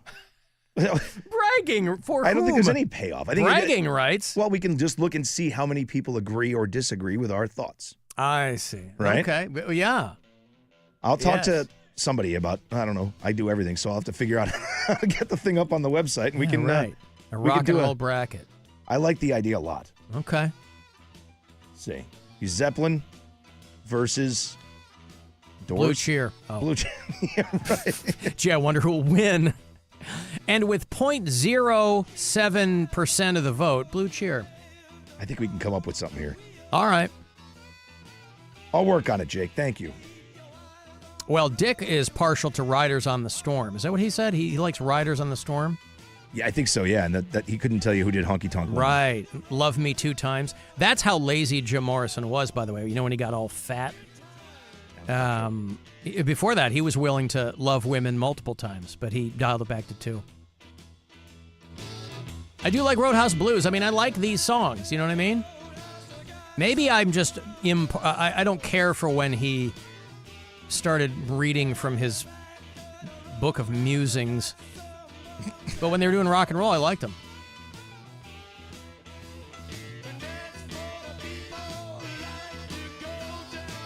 LA Woman's a good song? Excellent. Or is it La Woman? Was that a determiner? Woman, he was yeah. buried in France. French. But yeah. That whole album's good. Morrison Hotel. They're all good. You got to go back through it. I do like Love Her Madly, too. Maybe I do like The Doors. Maybe I just don't like Jim Morrison. Can you like The Doors and not like Jim Morrison? Of course you can. Okay. Maybe that's me. Maybe you just like Jim Morrison with what he did as an artist and not the man. Your disdain for the man could be so high. I didn't know the man. But just your I thought only of know him. his... Oh, no. Well, all right. Well, maybe I'll change my mind. I'm always willing to change my mind. I got to take a break. 35192, send a text. You want to watch the show, you can do that. Find the Alan Cox Show YouTube channel, and we'll be back. The Alan Cox Show. On 100.7 WMMS. Rover's Morning Glory. Charlie didn't believe me, but I saw our big boss Keith yesterday with the most ridiculous shoes. So you went and found him after the show and took some pictures? After the aftermath, I just went by his office just to go look, and I went, oh my God. He's You're horrible. Before I even said anything, he started screaming, these are Italian leather. I didn't have to say anything. That looks like a woman sitting at a desk, doesn't it? That They doesn't look great. that does not look like a man sitting at the desk. That is a woman's... Those are shoes for elves. And this is what Robin Hood would wear. Keebler Keith. Yes. Rover's Morning Glory. Weekdays on 100.7 WMMS and 24/7 on our free iHeartRadio app. DQ presents how to make a blizzard treat even sweeter. Just get a blizzard treat on Miracle Treat Day, July 31st, and help support kids like me, Ari. On Miracle Treat Day, $1 or more of each blizzard treat sold at participating locations benefits your local children's hospital. So treat yourself in the most meaningful way and support local kids like me on Miracle Treat Day at DQ, Thursday, July 31st. DQ, happy tastes good. Whoa, it's you, the Capital One Bank guy. That's what they call me. Mind if I get a selfie? Yeah, sure thing. Say no fees or minimums on your Capital One checking account. Wow, that's a keeper. So, where are you heading? I'm off to spread the good news that Capital One helps people keep more money in their wallet with no overdraft fees. Oh, you're the best Capital One Bank guy. Hey, mind if I get a selfie? Sure. Say, Capital One, what's in your wallet? Terms apply. See CapitalOne.com/bank for details. Capital One NA, member FDIC. Having insurance isn't the same as having State Farm. It's like needing a lawyer, but getting some guy who just watches courtroom dramas. Guilty, erroneous, sustained. Are you just saying random words? Don't settle for just any insurance. Like a good neighbor, State Farm is there. Welcome to the Floor Show. We do a great job of keeping up with the trends and keeping the stores up to date and keeping the installers up to the latest technology and installation products. We're always making sure that the customer is getting the best experience, so really good customer service. That's the nice thing about small businesses. When you're working with someone, you're working with them the whole time. You know where to find them. If something goes wrong, we're here to help you. except nothing ever goes wrong. Time to fall in love again with your home, only at the Calvetta Brothers Floor Show. Our daughter Jessie loves playing detective. A clue. But since we discovered she has sensitive skin, we've been playing detective too. We thought the problem was our puppy. But it was actually our old detergent. Aha. So we switched to Tide Free and Gentle. Tide Free and Gentle provides an excellent Tide clean, and it doesn't leave behind irritating residues like dyes or perfumes, so it's gentle on your skin. Case closed. If it's got to be clean, it's got to be Tide Free and Gentle. This radio commercial was made to convince you to stop speeding. We can't use law enforcement siren sound effects on the radio, so we'll use other equally jarring sound effects to get your attention, like telling you if you get a speeding ticket, it doesn't end there. You have to pay expensive fines. You can't go to your friend's wedding because that also costs money. And your insurance rates could increase. See? We didn't have to use law enforcement sirens after all. Getting a speeding ticket has consequences. Sooner or later, speeding catches up with you. Brought to you by NHTSA. Hey, what's up? It's Rob. Remember that edge you used to have? Your energy, your strength, your drive? It's all faded, and it's not your fault. It's your body telling you to do something about it. Testosterone levels in men have dropped every generation, and those normal ranges, well, those lie. And that's why over 20,000 men came to Mentality. If you've been waiting for your sign, this is it. Like everything in life, nothing is going to change until you do. Visit mentalityhealth.com/radio and take back your fire. Did you know even the smallest increase in mortgage rates can cost you thousands of dollars over the life of your loan? Hi, I'm Mark Stefanski, Chairman and CEO of Third Federal. It's true, even a 0.25% change in rate can cost you thousands of dollars over the life of your mortgage. But with Third Federal's new Early Rate Lock, you don't have to take chances. Early Rate Lock is the only pre-approval that locks in your rate at pre-approval, even before you find a house. Plus, we're so confident that our rates are the lowest, if you find a lower rate, we'll beat it or give you $1,000. And for a limited time, get pre-approved with Third Federal and we'll pay all of your closing costs. So don't wait. Call Third Federal today. Right now at Third Federal, even before you find a home, lock in 6.49%, APR 6.52% on a 30-year fixed-rate purchase mortgage. Visit thirdfederal.com or call 1-800-THIRD-FED today. APR reflects 15% down for $350,000 loan amount. Rate requires automatic payment program and is subject to change. Restrictions apply. Zero closing costs on low-cost loans only. See conditions for lowest rate guarantee at thirdfederal.com. Equal housing lender. Febreze. As a rideshare driver, I love keeping my car smelling fresh and clean. So when I'm driving, I only trust Febreze car vent clips, featuring 3 distinct intensity settings, because it's that little touch that sets me apart. I can turn the intensity down for subtle freshness, or I can turn it up for when I want lots of scent. So whether it's set to low, medium, or high, with Febreze car, I know my car's going to smell amazing. Which keeps my driver rating right where it belongs. Picking up Oscar!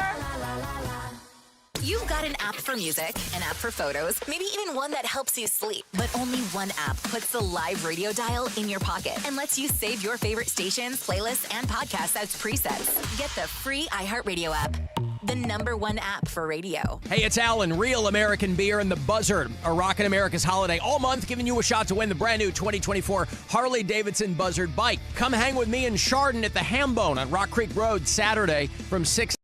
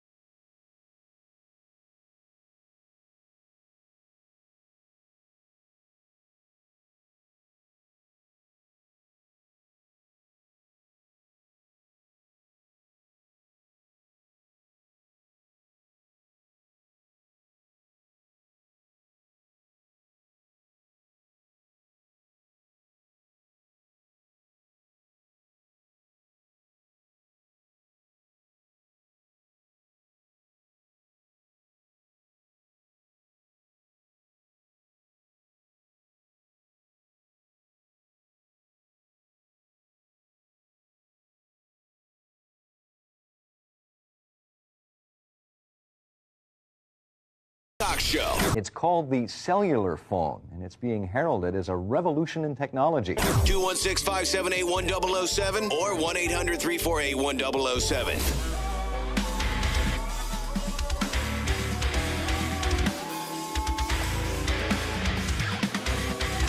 When is the actual trade deadline? 6 o'clock. 6 o'clock. We still got them. Still got minutes Stephen to go. Kwan. Yep. Bieber went to the Toronto Blue Jays, and some dude went to the Seawald, went to the Tigers, and maybe for some cash, maybe for somebody to be named later along those lines. Guardians close out that series against the Colorado Rockies, shutting them out last night 5-0. The Tuesday night score was 10-4 Cleveland, but the Rockies got that first game, a rare win, the worst team in baseball, 8-6 Monday night. Guardians take tonight off, but kick off the weekend tomorrow hosting the Minnesota Twins before they head to New York to play the Mets and then to Chicago, Illinois to play the White Sox over there at Guaranteed Rate Field. So tomorrow night, 7:10 here on the Buzzard.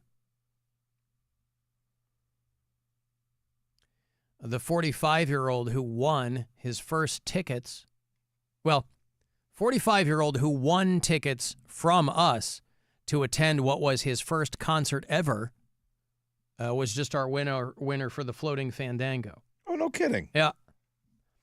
You can buy tickets, by the way, to join us on our annual cruise there on the Good Time 3. Go to WMMS.com. If you don't think you'll be lucky enough to win them, we do have some for you to win, but you can buy them, $20 a pop. And it's a lot of fun. So we'd love to have you along. It's all presented by Circle K. I will be doing a ticket stop. It's a day timer. It's before the show. We're doing one ticket stop. That's coming up August 14th. That is 2 weeks from today. I'm going to be at the Circle K in Akron for an hour, 11 to noon. That's the best I could do to squeeze in before the show. It's there on Vernon Odom Boulevard. I'm sure all the details. I just passed it the other night when I was in Akron on my way to Finney's on the Towpath. Finney's on the Towpath. And then I'll be in Chardon on Saturday night. That is for keys for the Buzzard bike. I want to try to win this Harley. Tomorrow is the very last day that you can try to win a key on the air. Rover will give his away at 7:30, and then he will tell you when Stansbury and I are doing ours. Other than that, you can come out to Chardon if that's out in your neck of the woods, or you want to make the trip. I'm going to be at the Ham Bone out there. And I've never been, so I'm looking forward to it. 6 to 8. But again, all the information is at WMMS.com for both the cruise and the Buzzard bike. Hey, Rube Star. Alan, I put together a list of 16 bands from the 90s that are still out there doing it today, and I'm wondering if you can guess how many of these 16 bands you can guess. Now, they cannot have a major death or lineup change. Wait, how am I going to guess them? Well, you're going to say such and such band appeared in the 90s, and they're still out there doing it today, Rube. Green Day. And I'll do... Okay, that's not on the list, but I think that's true. How is it not on the list? He has 16 bands that doesn't include Green Day. The first one out of the gate, Rube Star, and what an egregious omission. Pearl Jam. Okay, that's on the list. All right. 9 Inch Nails. That's the first one on the list, Alan. I thought he was going to give us a clue. We're just randomly firing into the... Yeah, okay. Red Hot Chili Peppers. That not from the 90s, Johnny. Well, you didn't say that. Yeah, they had to originate in the 90s? I was going to say, from the 90s, they're still doing stuff. What does from the 90s mean? That's when their first album came out. Foo Fighters. Oh, that's another one. That's on the list or not? Yeah, that is. Ray, you're tearing it up. All right, good. Gin Blossoms. Are they still out there doing it? Yes, they're still out there doing it. Okay, I'll allow it. Korn. That is on the list. Ray. Right. Where are we going with this, by the way? The 16 bands. Screaming Trees. Never heard of them. I mean, Mark Lanigan is dead, so that probably... Limp Bizkit. Oh, Ray, this game was designed just for you. Oh, my God. It's the worst game ever. You've never heard of Screaming Trees? Did you just say the guy? Your focus. Did you just say the guy's dead? Yeah, but you're talking about bands that started in the 90s, and that's almost solely defined by grunge. And Screaming Trees were like, that was a huge. But are they still out there doing it today? I mean, yeah. No. The Smashing Pumpkins, were they? Yeah, but that's, yeah, okay, but you got me on that, but you said you'd never heard of them. That's different than them being on or off the list. Okay, let me rephrase this. Alan, can you name 16 bands from the 90s that I've heard of? Nope. Thank you, Rubestar. I cannot, but as always, I appreciate your attention to detail and... There's a lot going on there. Boy, right out of the gate. What did you name? And he goes, "Nope, they're not on there." Green Day? Green Day. Green Day, yeah. He's like, all right, I guess I could add them. Yep. Pumpkins. Nope, they started in 1989. All right. True. So did Green Day. Green Day started in the late 80s, too. Yeah, it's fair. I got him. But he didn't come out of the gate saying started in the 90s. He said from the 90s. Yeah. There are a lot of bands that are from the 90s because they're still doing it. Anyway. Out there still doing it. Fun little distraction from Rubestar.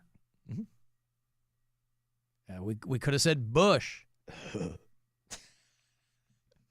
Or Oasis. They're still doing it again.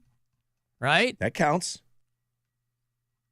You know, Tom Cruise. You know who Thomas Cruise Maypother is?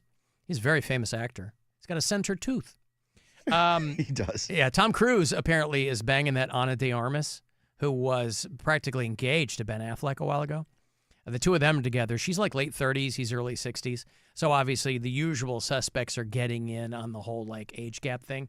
But who cares? That's less and less of a thing with every passing year, especially among celebrities. But just like regular civilians, age gap, who cares? But Tom Cruise and Ana de Armas are apparently an item. And they were at an Oasis show. And this was interesting to people because years ago, the Oasis guys were talking about how much they hated Tom Cruise. They were roasting him years ago. But Tom Cruise is not a guy who holds grudges. He's not a guy who whether or not you like Tom Cruise, I mean, this guy, no one has done more to put a neutral face on Scientology than Tom Cruise, right? You watch any documentary on Scientology, as far as regular people who are in that, they're like it's a cult rivaled only by MAGA. Tom Cruise, however, if you're famous and a Scientologist, they let you do it. They're not locking you in a shed, obviously. So famous Scientologists, they're out there living their normal lives. So that's why they're probably not lying when they talk publicly about how Scientology isn't anything what people think it is. Yeah, not for you because you're famous.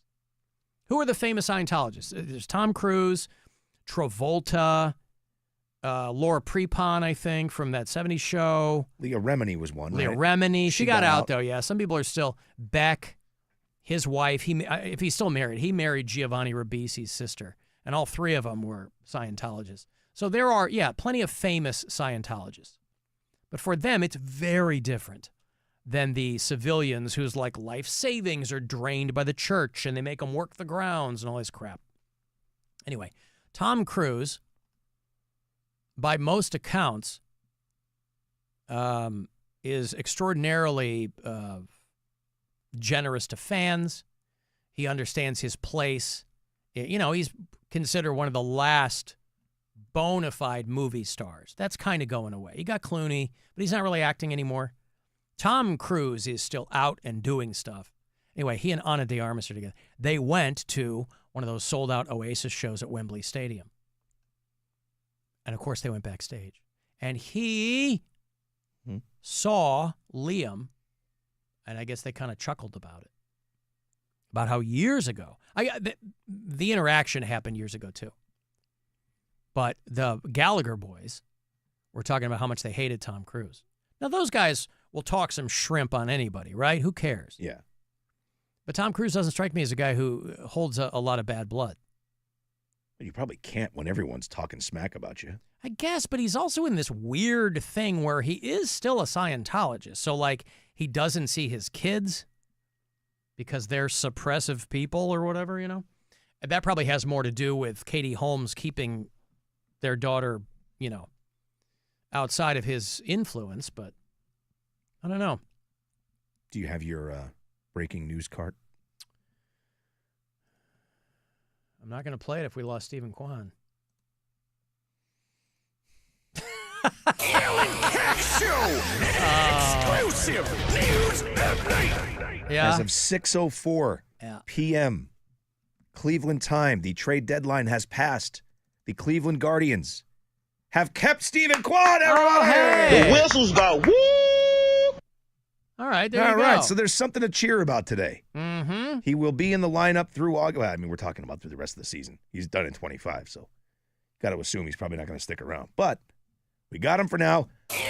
For now, yeah, that's good news. Exclusive. Let's try and make a little playoff run, wild card, something. I'm just happy he's here. He's my favorite on the team. What is the status of Michelle Kwan? I believe she is still not a baseball player. All right. Is she? And she's no longer the ambassador to Belize either. That's right. I thought it was Brazil. Not Brazil. Belize. Belize. Yeah. So, yeah, Tom Cruise, Ana de Armas, going to check out. And if you've seen any of the footage from the shows, it is amazing what they're doing. Today's gonna be the gonna throw back you. By now you should somehow realize what I gotta do. I believe in what it feels the way I do about you. Well, these guys haven't lost a step, have they? Sound as good as they did in 93. Back these hours on the street has a fire and your heart is out. I'm sure you had it all before, but never really had it out. I don't believe what anybody feels the way I do about you now. So good.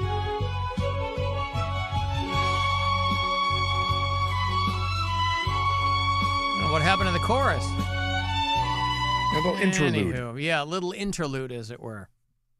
Today's gonna be the gonna throw back you. By now you should somehow realize what I gotta do. I believe in what it feels the way I do about you now. Good for them, God, boy. I love that. They are fantastic. Those guys, those brothers have never sounded better. No. Or more unintelligible. Alan, he said Rubestar said bands with deaths weren't on the list, but he said the Foo Fighters were on it. Yeah, again, it was hard to follow. I think he said major members, but then I was like, well, why does the Foo Fighters count? Plus, that's why I said, well, they were in the 90s, but they all started like late 80s, right? Yeah, Chili Peppers were like early 80s. Mm-hmm. They took forever to get going. Then they sounded the same for 25 years. Yeah. A couple of people do like that version better of Wonderwall. I think I might too. It really draws you in.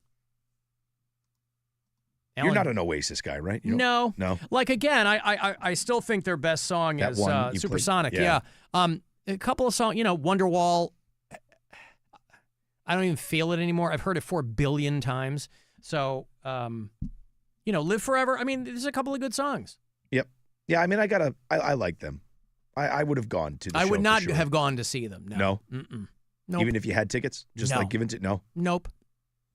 Not curious enough, would not stand there interested enough to watch Oasis. Rock and roll star. No. She's electric. Like, I like all those. Nope. Give me the Stone Roses any day of the week. If you're going to go back to like Britpop from the early 90s, I'll take Stone Roses all day long. Alan, is that Stephen and Michelle Kwan singing Oasis? Paul in Detroit asking. No. Paul. Not them, Paul. How's it going, Rob and Alan? I hope you guys are having a wonderful day today. I just went to the Natural History Museum in Cleveland to see the dark side of the moon. They show the solar eclipse and with the dark side of the moon playing in the background. I took some mushrooms and had some hash. That was magical. It kicked in. It's still kicking in. I recommend it. It's going until August. That's my little plug for today. Have a good one. This is Bob. Bob's living his... He really buried the lead, didn't he? That sounds like a great plan, man. Oh, I'm at the Natural History Museum checking out the dark side of the moon. Oh, a lot of hash and... tripping my balls off on tripping my mushrooms. balls. Bob, if that's your real name. Thank you, Bob. That sounds like a good time. I'm going to have more Brit Floyd tickets for you tomorrow. A little bit after 4, last pair of the week. They're back doing the 50th anniversary of Wish You Were Here. Brit Floyd are great. Playing Jacobs Pavilion mid-August. Tomorrow, the first day of August, and we will return right around 2 o'clock. Rob, where can people hit you up in the interim? WMMS Rob on Instagram. On a Doors fan page, maybe? Yeah, maybe. Maybe. What's it to you? Nothing. No, listen, there should be people in there doing that very important work, keeping that alive. The Peace Frog fan page? Yeah. The PFFP. All right, I'm Alan Cox Show on all those dumb platforms. This show is available wherever you get your podcasts. If you listen on our iHeartRadio app, you can leave talkback messages for us. If you're a little bit more long-winded, I would recommend leaving us a voicemail. After Hours line is 216-986-8903. And that's it. You want to watch the show, you can always do that. Find our YouTube channel. Episodes go way back there.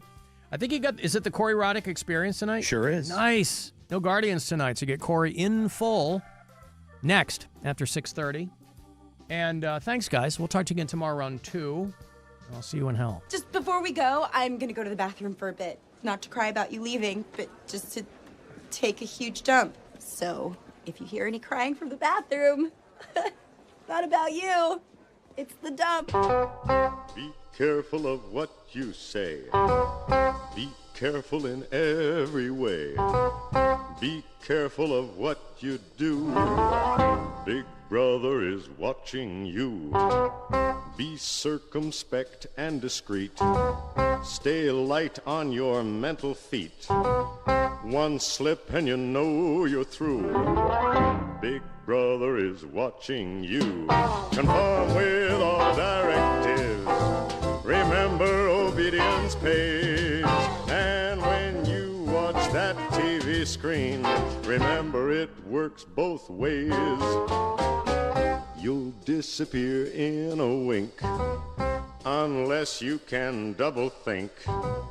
You'll vanish into the blue. Big Brother is watching you. It's the Alan Cox Show. On our free iHeartRadio app and your favorite smart device. Just tell it to play the Alan Cox Show. On iHeartRadio. This is 11-year NBA veteran Katina Mobley. This is what's trending from iHeart Sports Network. Presented by Live-In Furniture and Mattress. The Guardians are wheeling and dealing on trade